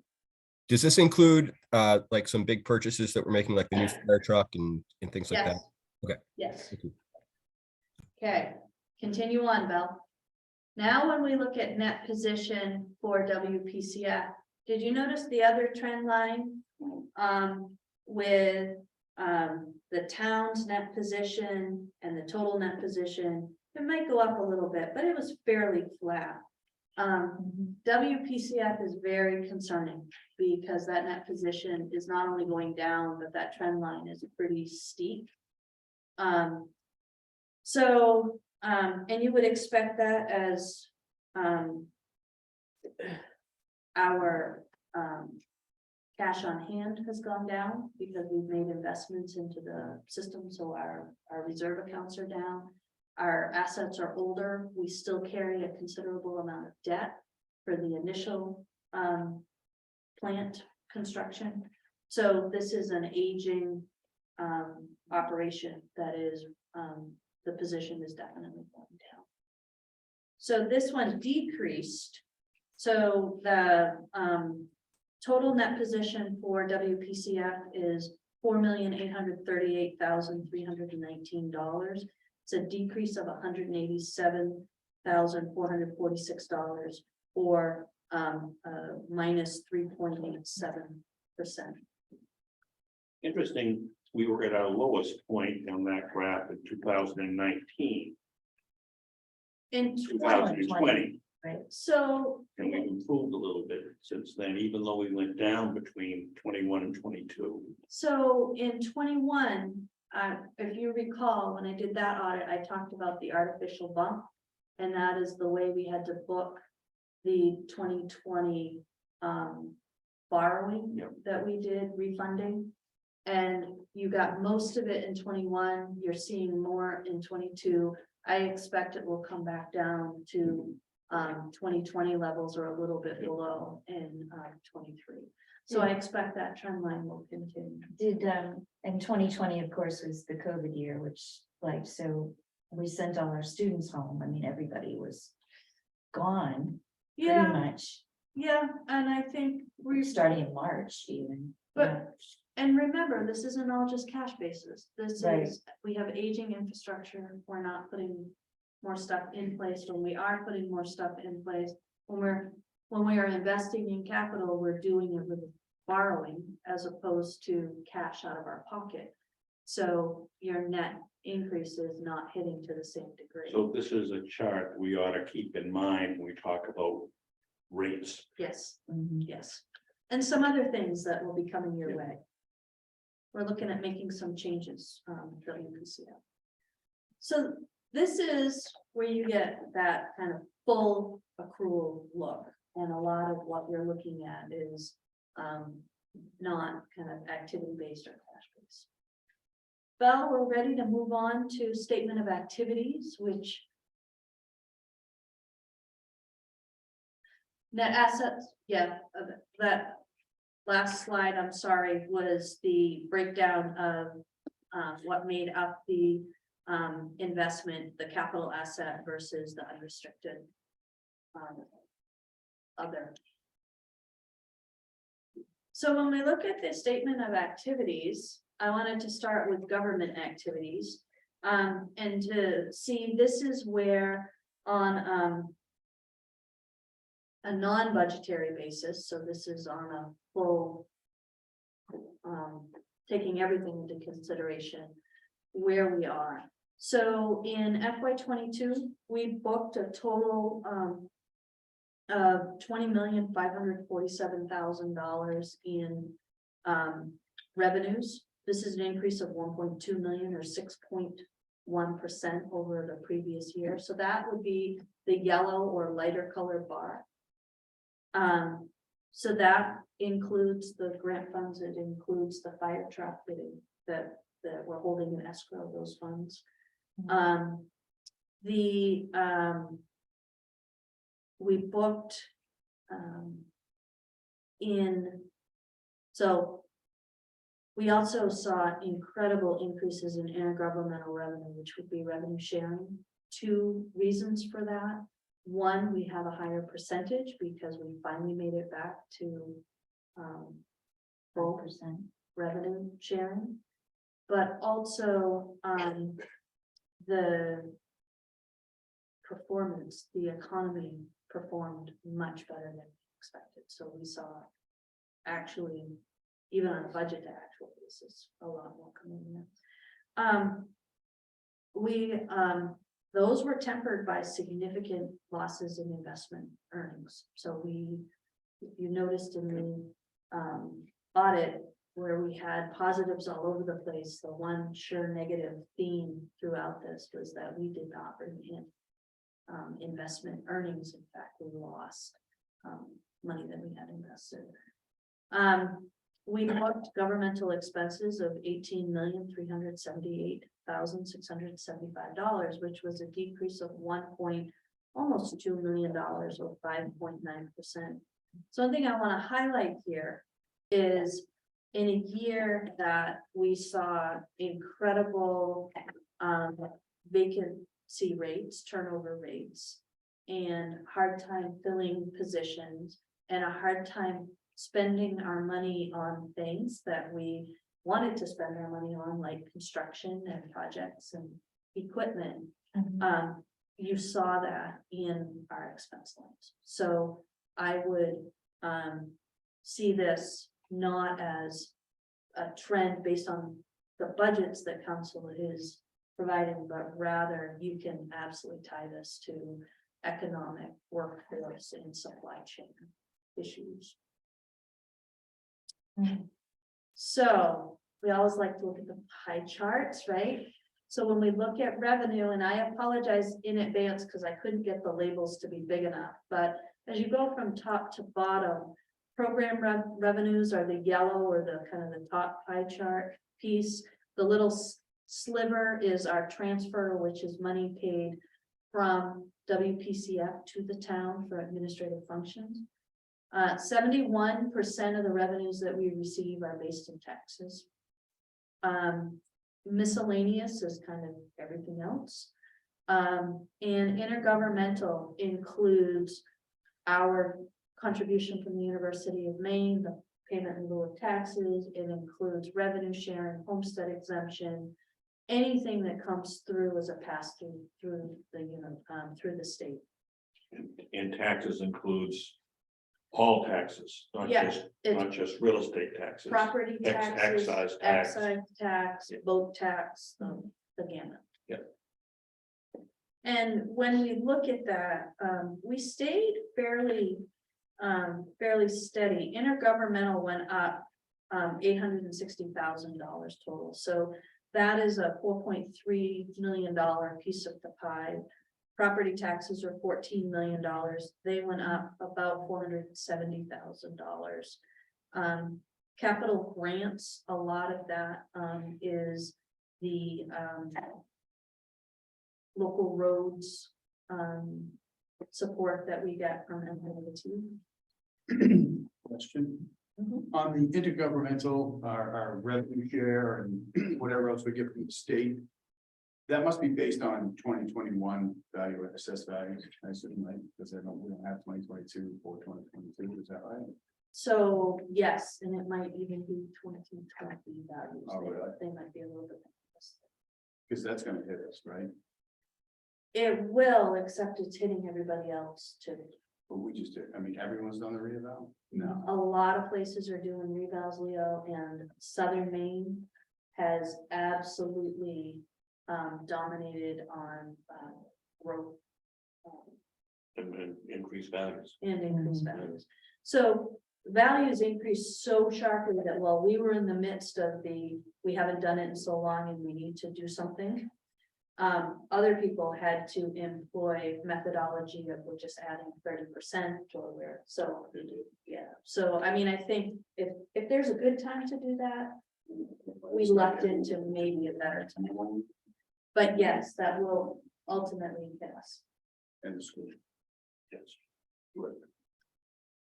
So the next slide are expenses on a governmental activity. And one of the things I always like to just make sure people see with the slide and from kind of top to bottom, the brighter, lighter blue at the top is general government. Then it's our unclassified, public services, which library, facilities, and parks and rec. Public safety, which is police, fire, hazmat, EMS, and our fire protection fees, which are mandated that we pay. Interest on debt is the little tiny slice. Public works would be the next one.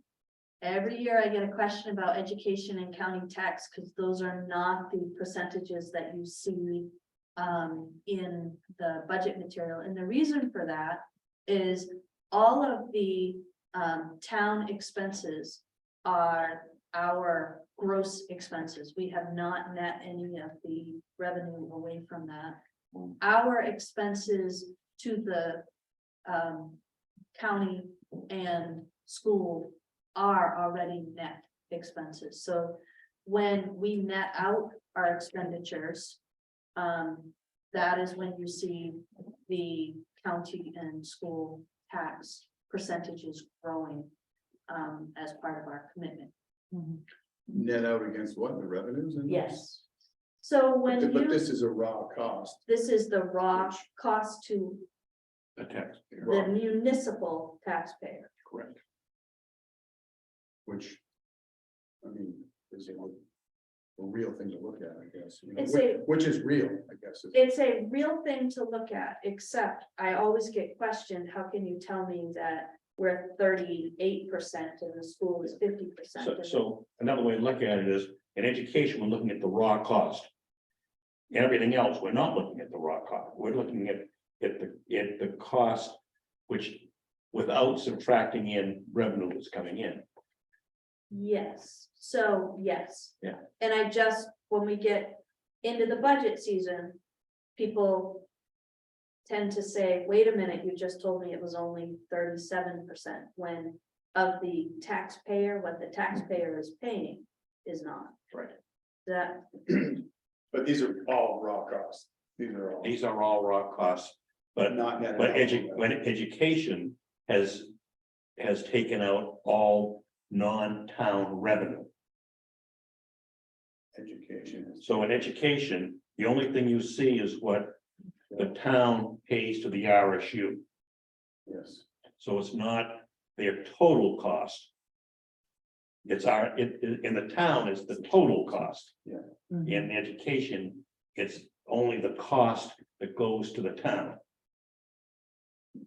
Because they get that big chunk from the state. And when we go through the budget process, we look at for every dollar that we collect, how much goes to each one of these places, which is a Right. different. Different sets of data. The most notable changes, is an increase in our general fund that is primarily,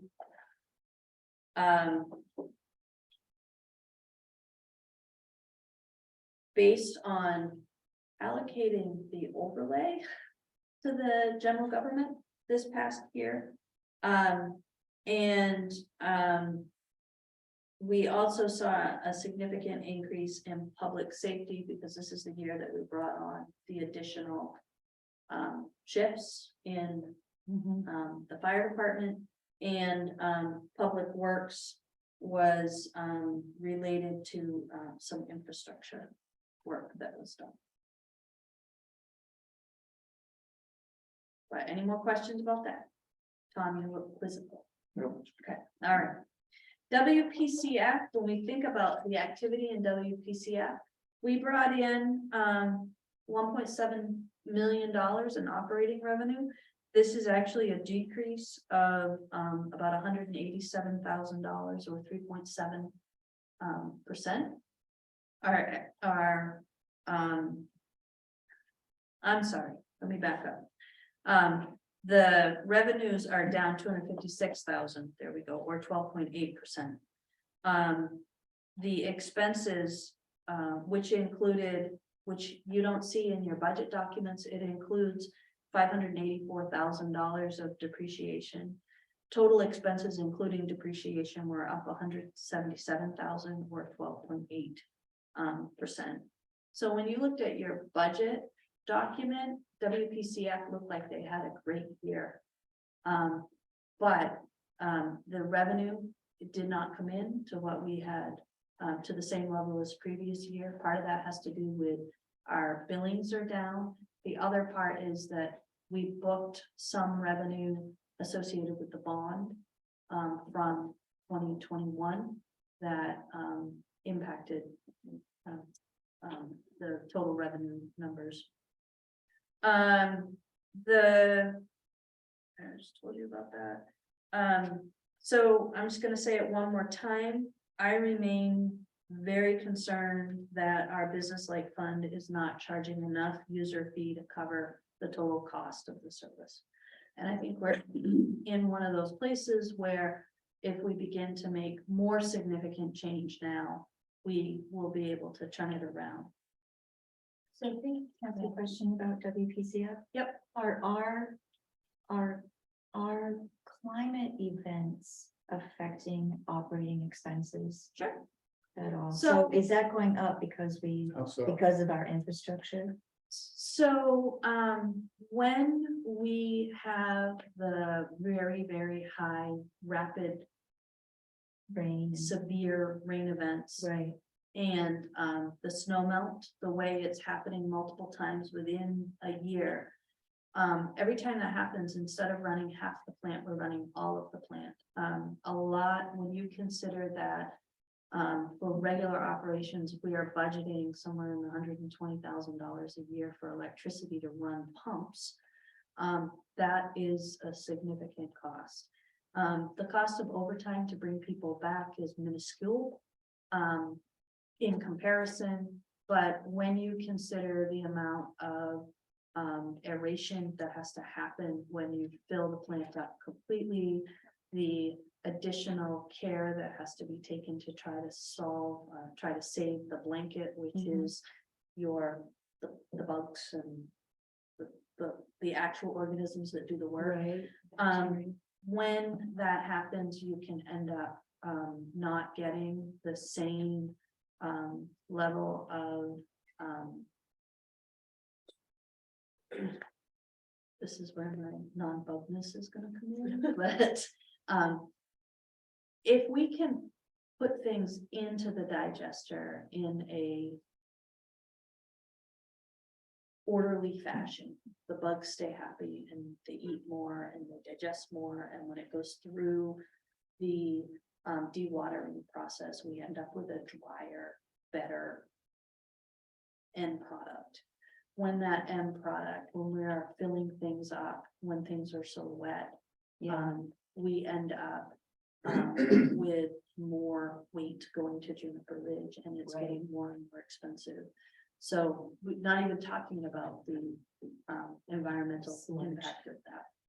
But my follow-up question to that is, will the infrastructure money that's coming, that to help with our infrastructure, our WPCF infrastructure, will it do any kind of offset so that maybe rates don't have to raise? I mean, is there a way to ameliorate that with infrastructure, so the operating expenses aren't quite so high So the more, in the future?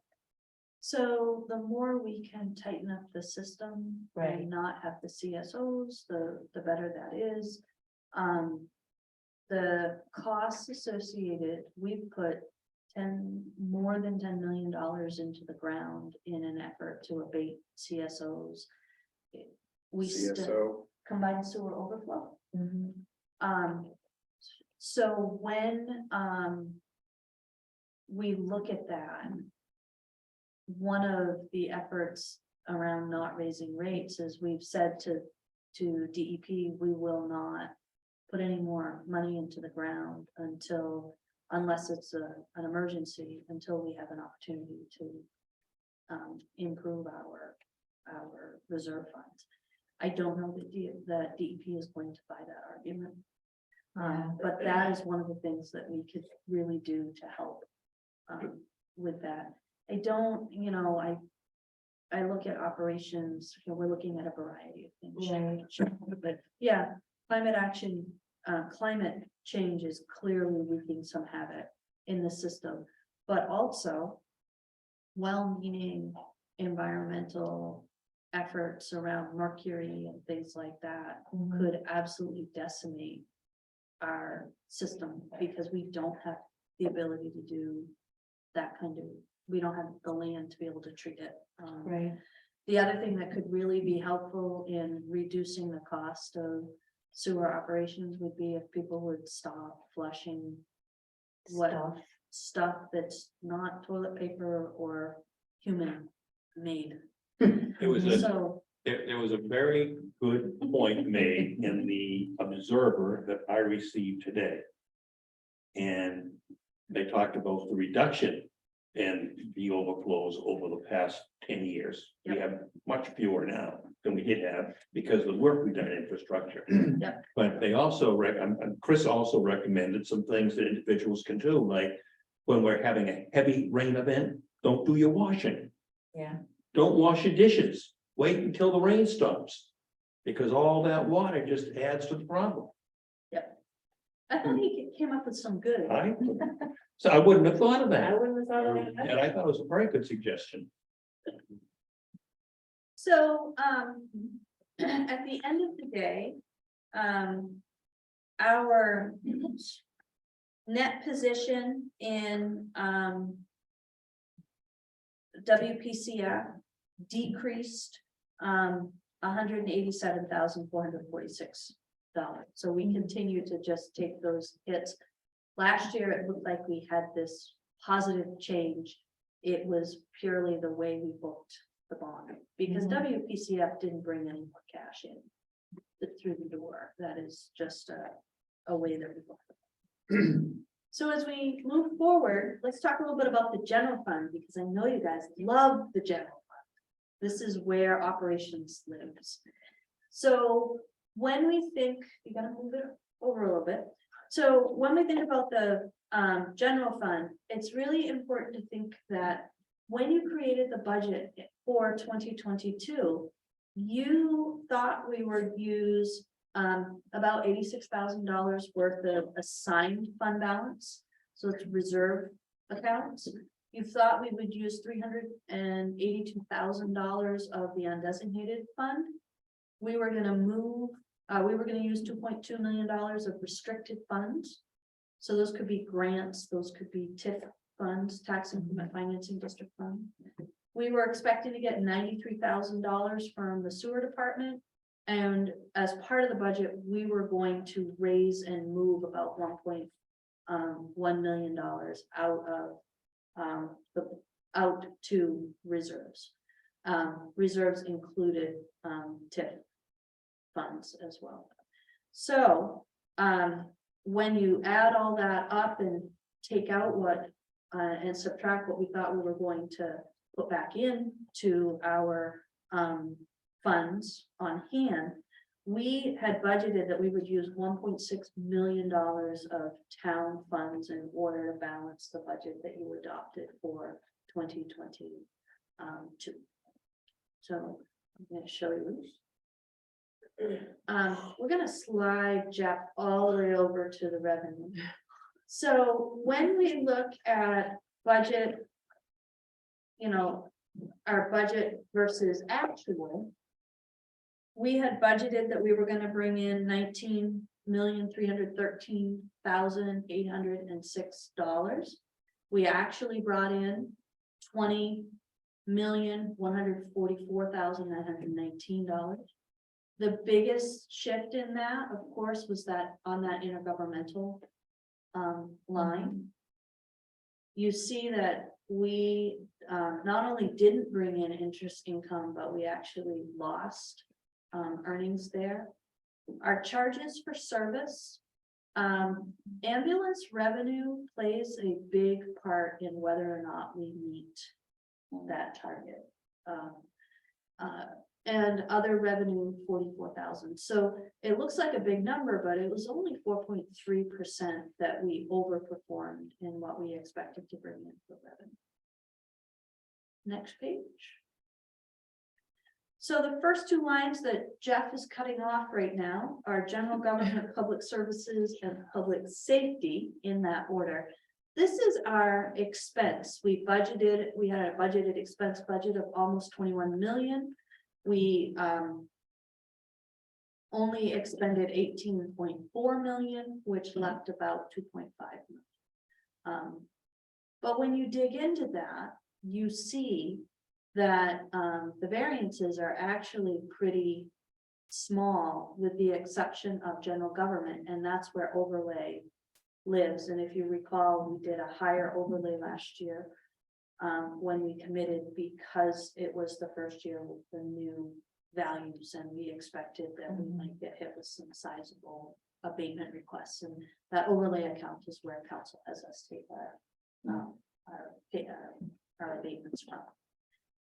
And in capital expenditures, and once again, in capital expenditures, you see we had money, we had permission, and we had a really hard time spending money because of supply chain issues, of workforce issues, all those things that we would expect to see.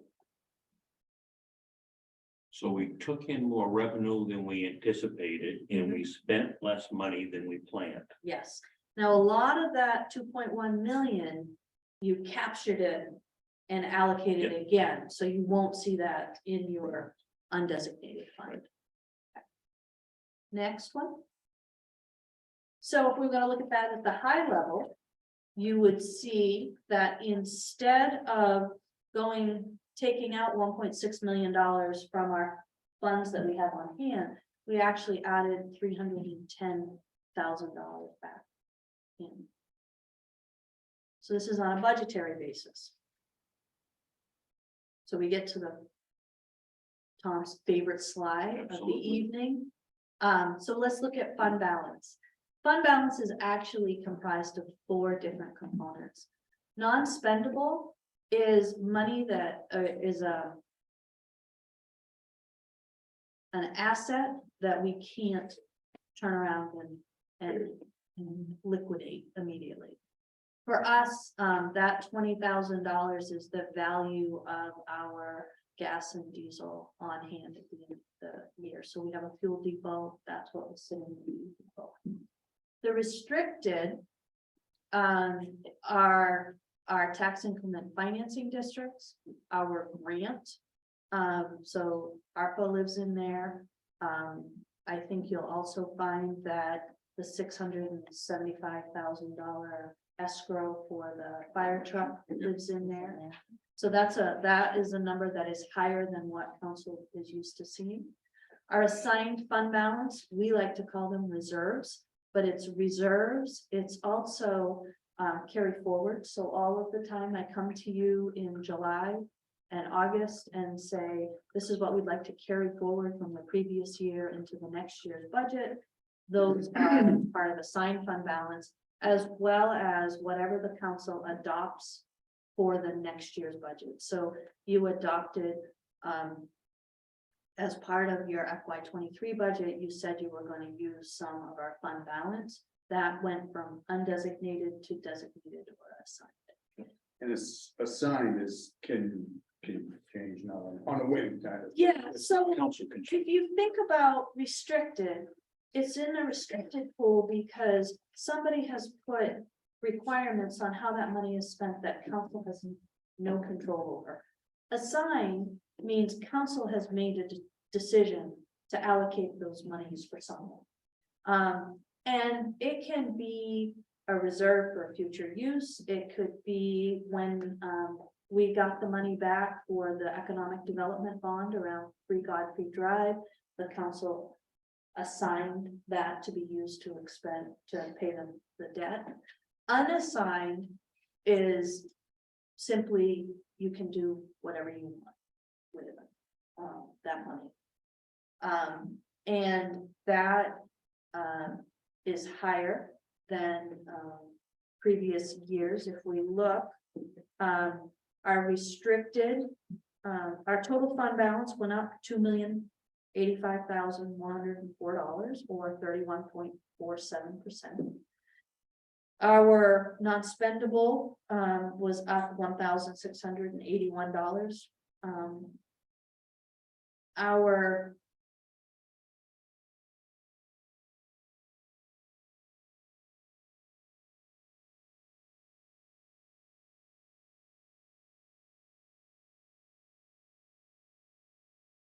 this looks remarkably like, I might not have to.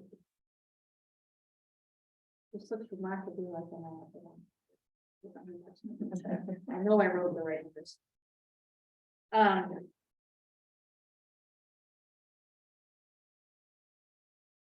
In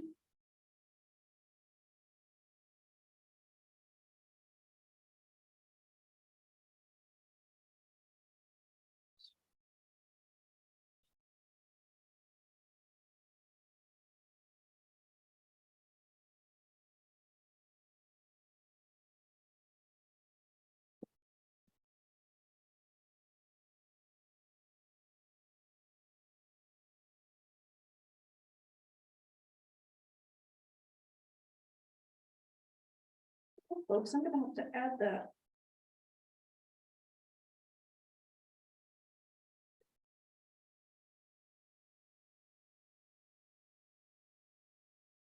So you're just looking for a figure of how much those. Yeah, accounts so- went up. Yeah, I managed to bundle that. I think I overwrote. So the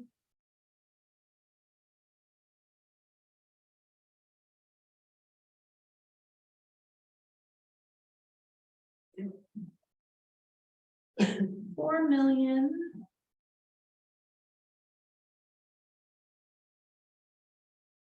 I got too fancy and I apologize. I will.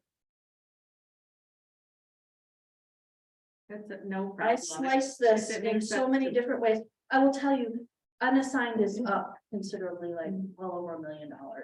Which is good. Which is good. Yeah. Is there a recommendation that they say you should have in that fund? So, it all depends on where you look. Council says on the undesignated side, it wants between 11 and 15% of the previously adopted expense budget. We've sliced that in many different ways, depending on how poor we were at the time. But essentially, the auditors might use as a rule of thumb 3 to 4 months of operating expenses. I always look at it as what are some major things that we have coming up, like failures that could happen that you'd want to reach in and be able to pull money for. I also look at some of our reserve accounts, like our equipment reserve and our infrastructure reserve, and see kind of the balance there. So I think Do you pay the bill, do you pay the bills out of that unassigned? I pay the bills out of the cash. So right now, when we look at cash with the ARPA money, because that also just sits in cash, we look pretty flush. But we were getting to a point before the ARPA money came in and the bond money came in, that we were down to $600,000 in our general cash account. None of that would sit in cash. None of Yes, that all 4.2. of it, all of it. All of that 4.2 million sits in. But you wouldn't pay the bills out. Yes, it's Okay, all a so you cash account. So we don't go in on the books to the unassigned fund balance and pay the bills out of that. Everything sits commingled in our cash account, which allows us to operate between our 2 annual tax payments without having to go out and borrow. Part of the reason to be careful about the size of unassigned is in case like the world ended. Well, And we need to pay our bills well, until the world gets better. so I think we want to look at, as part of our budgetary process, how much of that unassigned fund balance do we really believe is gonna stay? And are there places that we should be saving money for the future? This is higher than it was. However, when we went down to 1.8, remember 1.8 million, remember, we had our rating agencies, so Moody's and Standard & Poor's, tell us that we were getting too low, and we don't ever want that to happen, because they want to see us more in this neighborhood than where we were. They wanted to see us grow unassigned fund balance and total fund balance. When we talk about adopting a percentage, we're looking to find a balance between making sure that we have protection in the event of catastrophe, but also not holding on to too much of the public's money. Correct. Yes. Without. Yes. So what happens, we will often get compared to other municipal entities that have restrictions on what they can hold in fund balance. And the one thing that makes us very different than them is that we have to collect those dollars, and we are obligated to pay them whether or not we have the money. So they have a guaranteed stream. We don't necessarily have a guaranteed stream. But I think it's important to acknowledge that we have a lot, we are growing our fund balance. The next slide will show you that. Bill, that's your cue. Yeah. There. Ah. So the lighter slide is history going back to 2010. And that's as far as I went, because prior to 2010, we would not be having an apples to apple comparison, because that is when the school and the town broke apart. So if you look at any of our audits prior to 2010, and we are reporting and holding school assets and liabilities as well. So if you see, we're kind of cycling down, and then in the 19 and 20 is when we were being rated, where the rating agencies said, we really want to see you improve, which we're starting to do again, and come back up to where we were. So blue. The blue is total fund balance, and the yellow, or that lighter color, is is the unrestricted. Which is within that blue too, is that right? So that is a separate? breakout of the blue. Yes. So the blue is the total. The yellow is a component of the blue. Right. Yeah, don't I wish? Okay, we can move to the next slide. So, I think Jeff has a question, Oh. but he's on mute. Oh, I'm sorry about that. Thanks for the sign language. Is there a recommended, or is there an ideal percentage in that previous slide in what we should see as a ratio between the yellow and the blue?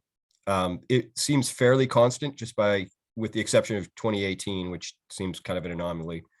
2018 was absolutely an anomaly. We had a new auditor join Casey, and they insisted that they had to put the funds that we were holding to pay off the economic development bond for 3 Godfrey Drive as undesignated.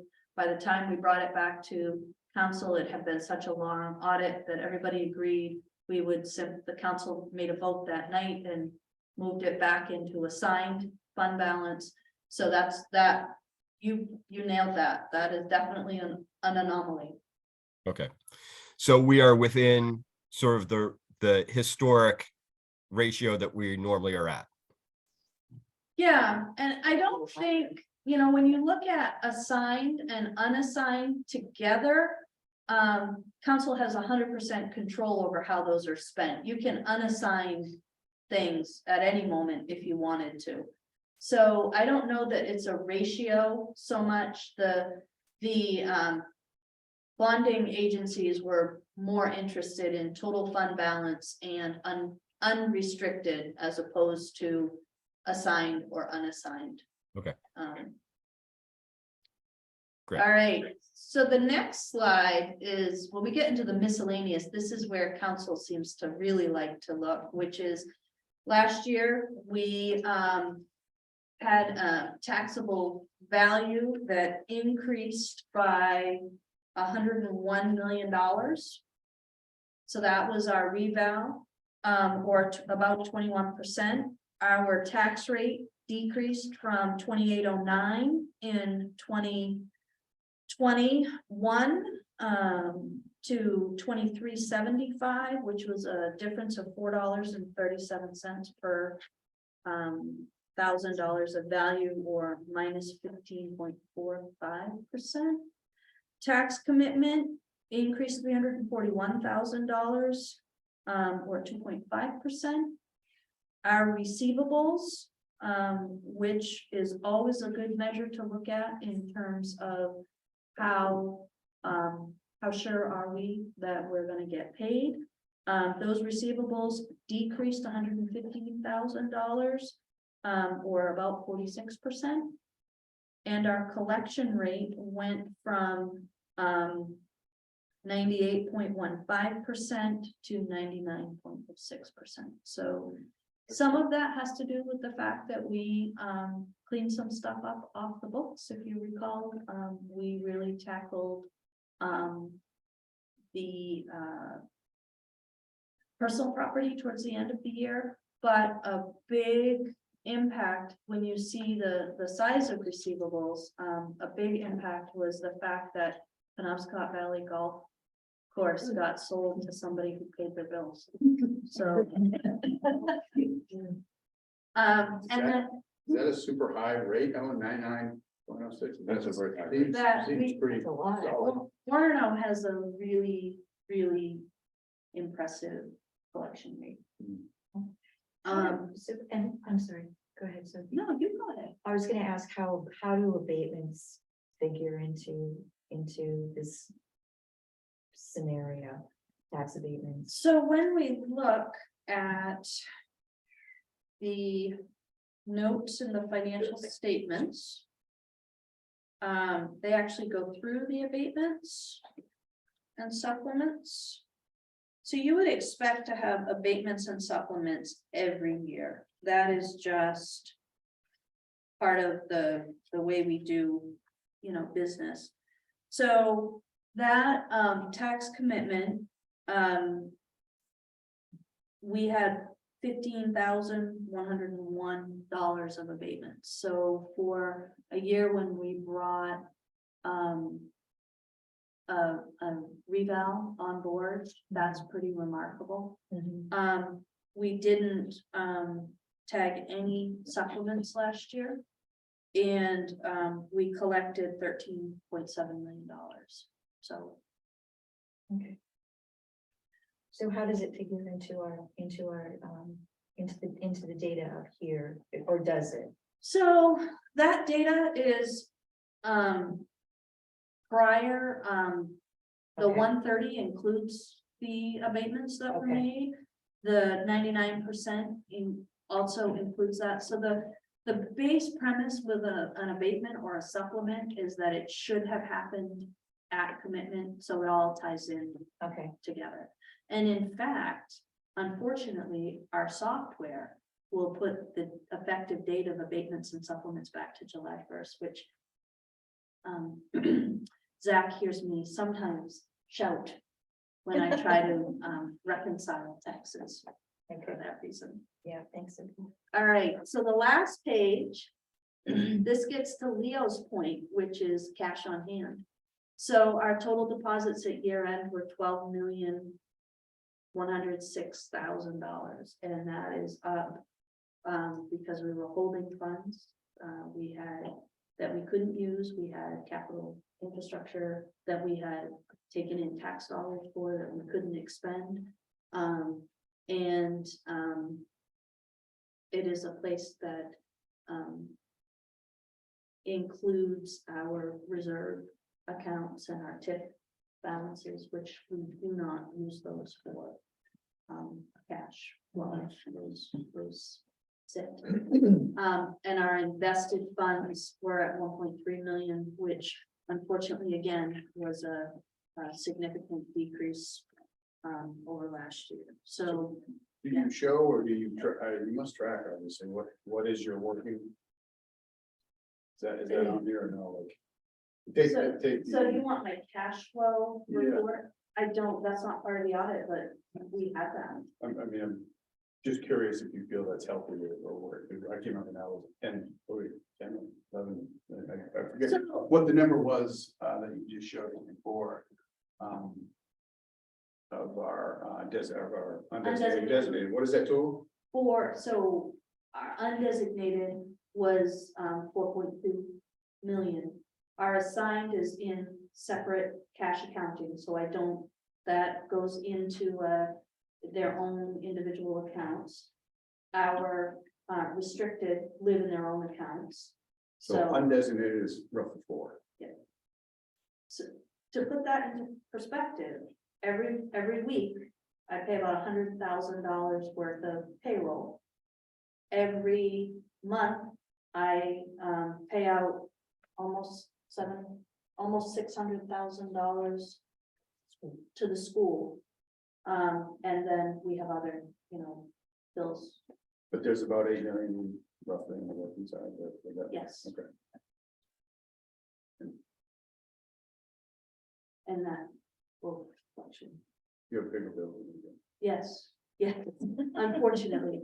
But that's why Zach and I made the decision this year to pull off for a CD to try to double our interest earnings from minuscule to small. My market's fan. Well, hopefully we'll see that go up. So that is the audit in a nutshell.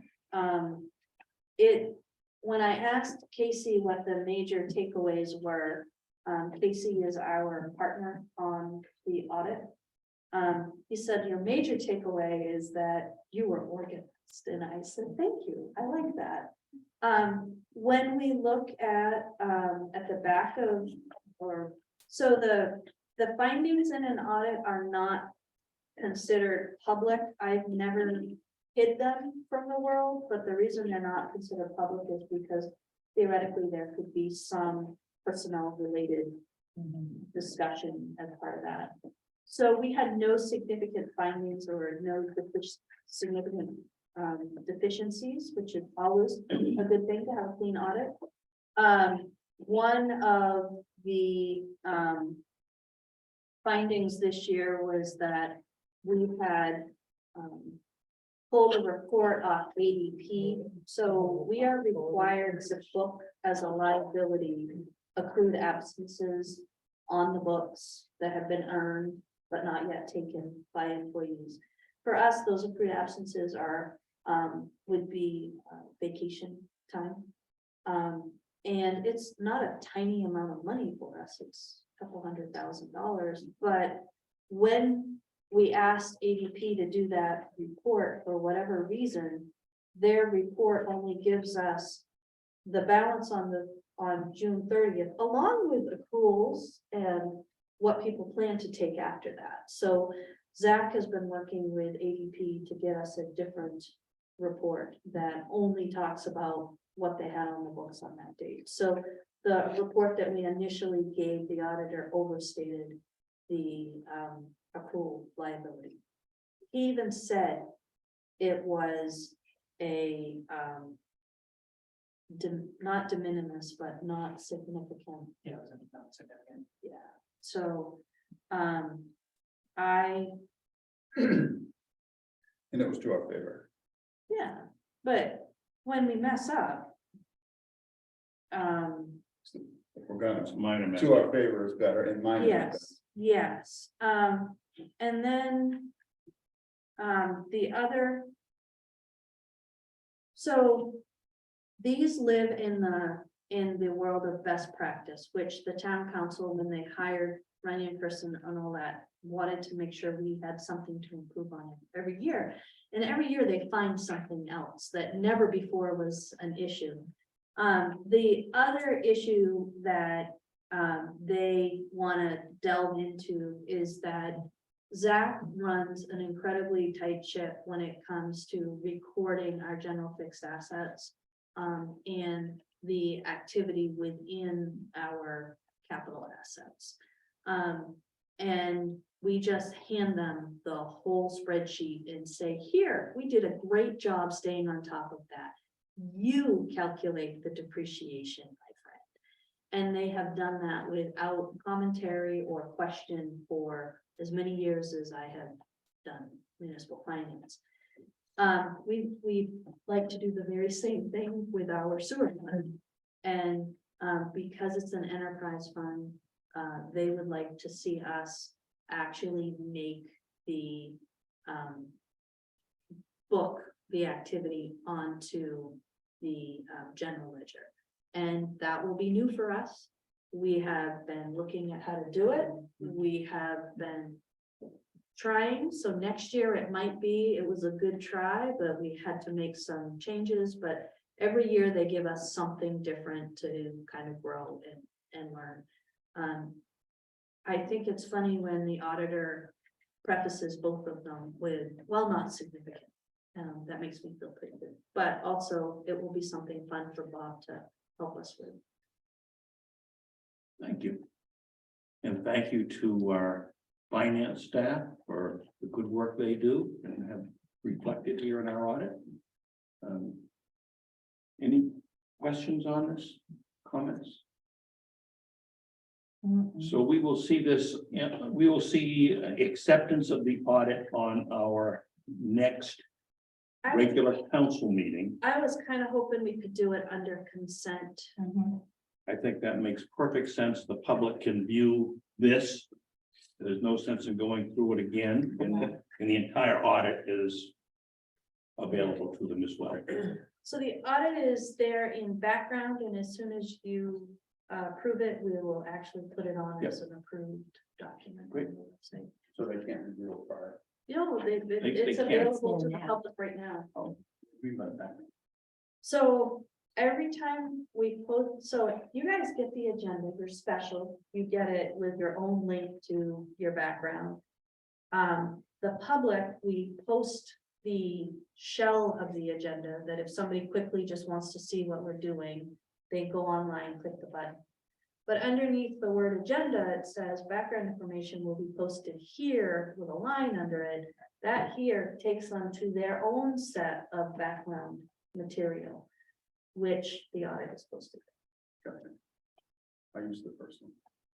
You're welcome to do however you want. Sophie, we want to move on now, I think. Is there anything you'd like to add to your Yep. town manager's report? Yeah, I want to just let people know that we received several thank yous for the community dinner and grand appreciation for everybody, which was awesome. Nomination papers are available. They're due no later than January 12th, 2003. We have candidates night scheduled for February 2nd at 6 p.m., which is a Thursday. Dave Chase has graciously again. agreed to moderate.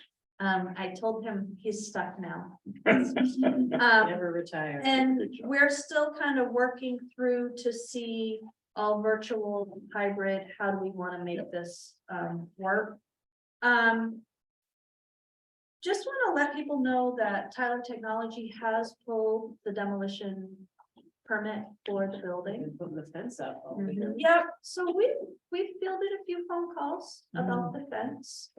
And I just want to share some thoughts. The first is, I understand completely that this is kind of scary. It's new, it's a change, it's different. People are gonna have feelings connected with that property, feelings connected with what it feels like to go across the property. Some people are really upset that that fence went up and want to know if they have permission for it. And the fact of the matter is, not only was it on the plans, but even if it wasn't on the plans, private property owners have a right to put fences around their property, and they have a right to decide how their property is going to be used within certain parameters. They're also liable if people wander onto the property and get demolished with the building. So I Absolutely. would definitely want a fence So- if I were them. The other thing that I think is really important to note about the Tyler demolition project is that they're bringing in some special equipment so that they can reuse a lot of that. They're gonna process the material on site. So it'll be able to be reused so that they can salvage as much as they can possibly salvage. So it's not going into the CPV landfill or other places, which is really good. Trail of Lights, we have a operational MOU. Staff has been working diligently. Megan, Sean and Mitch have been working with the Public Works crew. So if you haven't been down on the trail, a lot of work has been done to the trail. They put up lights and did a lot of work, and then we had this massive windstorm. And so they had to do it all over again, and they did it with a smile, and they're learning, scientific laws around electrical loss and all sorts of things, which is really. Just to follow that, apparently in the observer, it said that like the trail plans start on the 4th. They are not scheduled to start until Wednesday, and of course it's for Wednesday, so but not quite ready yet. I'm working obviously with Tony, trying to get that out by or not tomorrow, to have them do a few things. I think this is wonderful. It's been a great experience, and I hope the community will really enjoy it. We met with UCU earlier today, and they are bound and determined to bring a winter wonderland next year to the December event. So we're kind of excited about that. I want to let you know that we did open bids. We received 2 bids for the Essex Street property. The original requester was high bid, and so that will be on likely consent agenda for Monday. We received 2. We received 2, 1 from each. Demi, I continue to work with Demi. They might have some interest in the former Public Works garage, which I think would be a benefit for everybody. So they're going to continue to work on that. The RSU approached me with a request to use some town-owned land. So if you think about St. Mary's Field, so Goodrich Drive, St. Mary's Field on your way up to the high school, there is a wetland in there. They're looking to do an outdoor classroom. I think an outdoor classroom is a cool idea. that space might not be the space for it. I just want to make sure I convey to council and getting ready to respond to the school. We're waiting for a quote from an engineer, but we want to facilitate the school learning more about the environment, especially wetlands and environment and stormwater. So if we say no, it is because there is a particular constraint there, and our goal is to work with them if this space doesn't work to find another space. So just, if that kind of gets twisted with concern or disappointment, I would definitely encourage you to encourage people to come back with an alternate plan or to meet with Megan and then brainstorm where other places might be. What is the issue with the land? So That is a significant that is an urban wetland. It needs to be delineated and determined by somebody with credentials, whether it's a significant wetland or not. Because it's an urban wetland, it is heavily regulated by the DEP and has buffers around it. So the DEP permitting process could go anywhere from, here's the delineation and this is what you want to do. Great, check the box and just understand, here's the footprint you can stay in. Or it could go all the way to Army Corps of Engineers. And you and I know that that's a tough place to be. So my plan is to give as much information as we can and kind of leave it with the school as to how much they want to invest in. How big a property, I mean, how big a parcel is it? I don't have It's not that offhand. big. It is bigger than you think because Okay. it goes all the way up behind Joe Netland's old house, so almost over to Westwood and down. Okay. It also collects a significant amount of stormwater, Mhm. so it gets even bigger, which they. Okay. So, anyway, just that idea, the employee recognition luncheon, if you haven't let me know whether or not you can attend, please do so. We're going to give them numbers, I think on Thursday. So That's 15, 50. 11:30. I'm excited to announce that the town, through its WPCF and our environmental services coordinator, are working with supporting a project with the University of Maine and some of their partners on PFAS. So the next iteration of that, so we're excited about that. So on the 12th, I am planning 3 executive sessions. So we've got some things that have to be talked about. I have a collective bargaining issue that, although the contracts are put to bed, I want to talk with you about a potential sidebar that may or may not be well received. So So carb load for that meeting. carb load, yeah. Okay. We have a couple of economic development things that we're trying to get into one. And my evaluation for the plan is to kick that off. So my plan is to give you some snacks, but you might also want to have a meal. And the last thing, this is a tough one, and I'll have more to talk about either the 12th or the 19th. As you may have heard, the University of Maine is considering whether to keep or change or get rid of Maine Day. We brought some pretty significant safety concerns to their attention. We thought they were working on trying to rebrand or realign a day not called Maine Day for the same purpose. That seems to be changing. I have a meeting with the president this week to talk about it. I've been put on a task force. I think I'm gonna have a larger conversation with the town council about what our risks are and ask you what you want to do. My direction that has been clearly given to me in the past by town council is to articulate safety concerns, work with the university, which I've been doing.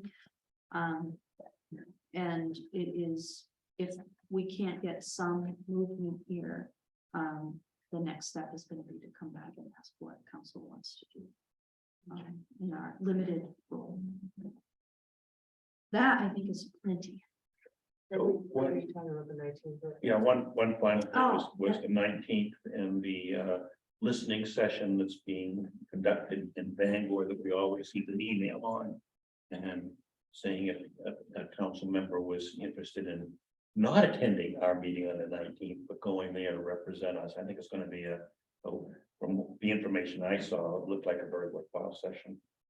And did I hear you say? I said I would like to go unless it's a comp plan heavy night. I don't wanna be like, hey, peace out, somebody chair my committee, but. What's on the agenda? So, a special council meeting to consider the adoption of the 74 Mill Street contract zone because his purchase and sale agreement expires at the end of the month. I had parking 101, which had been requested, a presentation of the tree inventory project, which is not that is informational.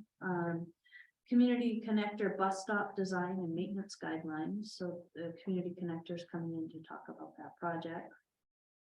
We've got a pretty significant quandary with the recycling program and a budgetary impact. So we're saying, you told us this level of service, we have this budget, they're not aligning, and we need some direction from council as to how you want us to deal with that. And then the final Webster neighborhood report, we could kick that to January, which would, I think, be the only comp plan thing. Yeah, I'm happy to go.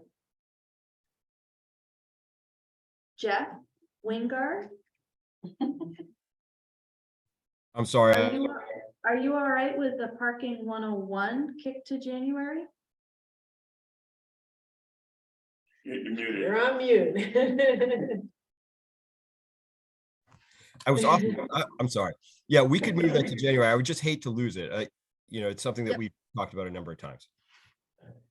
So, that makes it with the exception with those kind of changes, there's the 74 Mill Street, which is a decision, but that's a special council meeting. And then recycling program, while you guys don't make decisions in council meetings, that will inform staff action. So we need the meeting. And we want as many people there as can be there, but we also like to be represented in Bangor. And Megan is. And I volunteer as tribute. If that works. for everyone. Thank you. Thanks. Yeah. I appreciate that. Question, so the last time we met, we talked about either a Google form or an email for budgetary comments or concerns. What did we decide? We decided that I'm going to get a form out. It looks Oh, like okay. we are gonna have the workshop at the end of January. Okay, So I had put it in it's important, but Okay. not time sensitive yet. It's making its way up to time sensitive. all right, If you have thoughts, yes, go You ahead said you and wanted to email send you an them email. when you have thoughts. I would rather, and I can create a document out of that Okay. would put it all together. okay, Does that make sense? yes. And if you said you wanted to call the thing. the Yeah, matrix. you had some thoughts and I want to make sure I'm on target so we can. If there is no other business, I would entertain a motion to adjourn. So moved. You would entertain? I'll second. Move and second it all in favor. I can see that around. We're done. Thanks, everybody.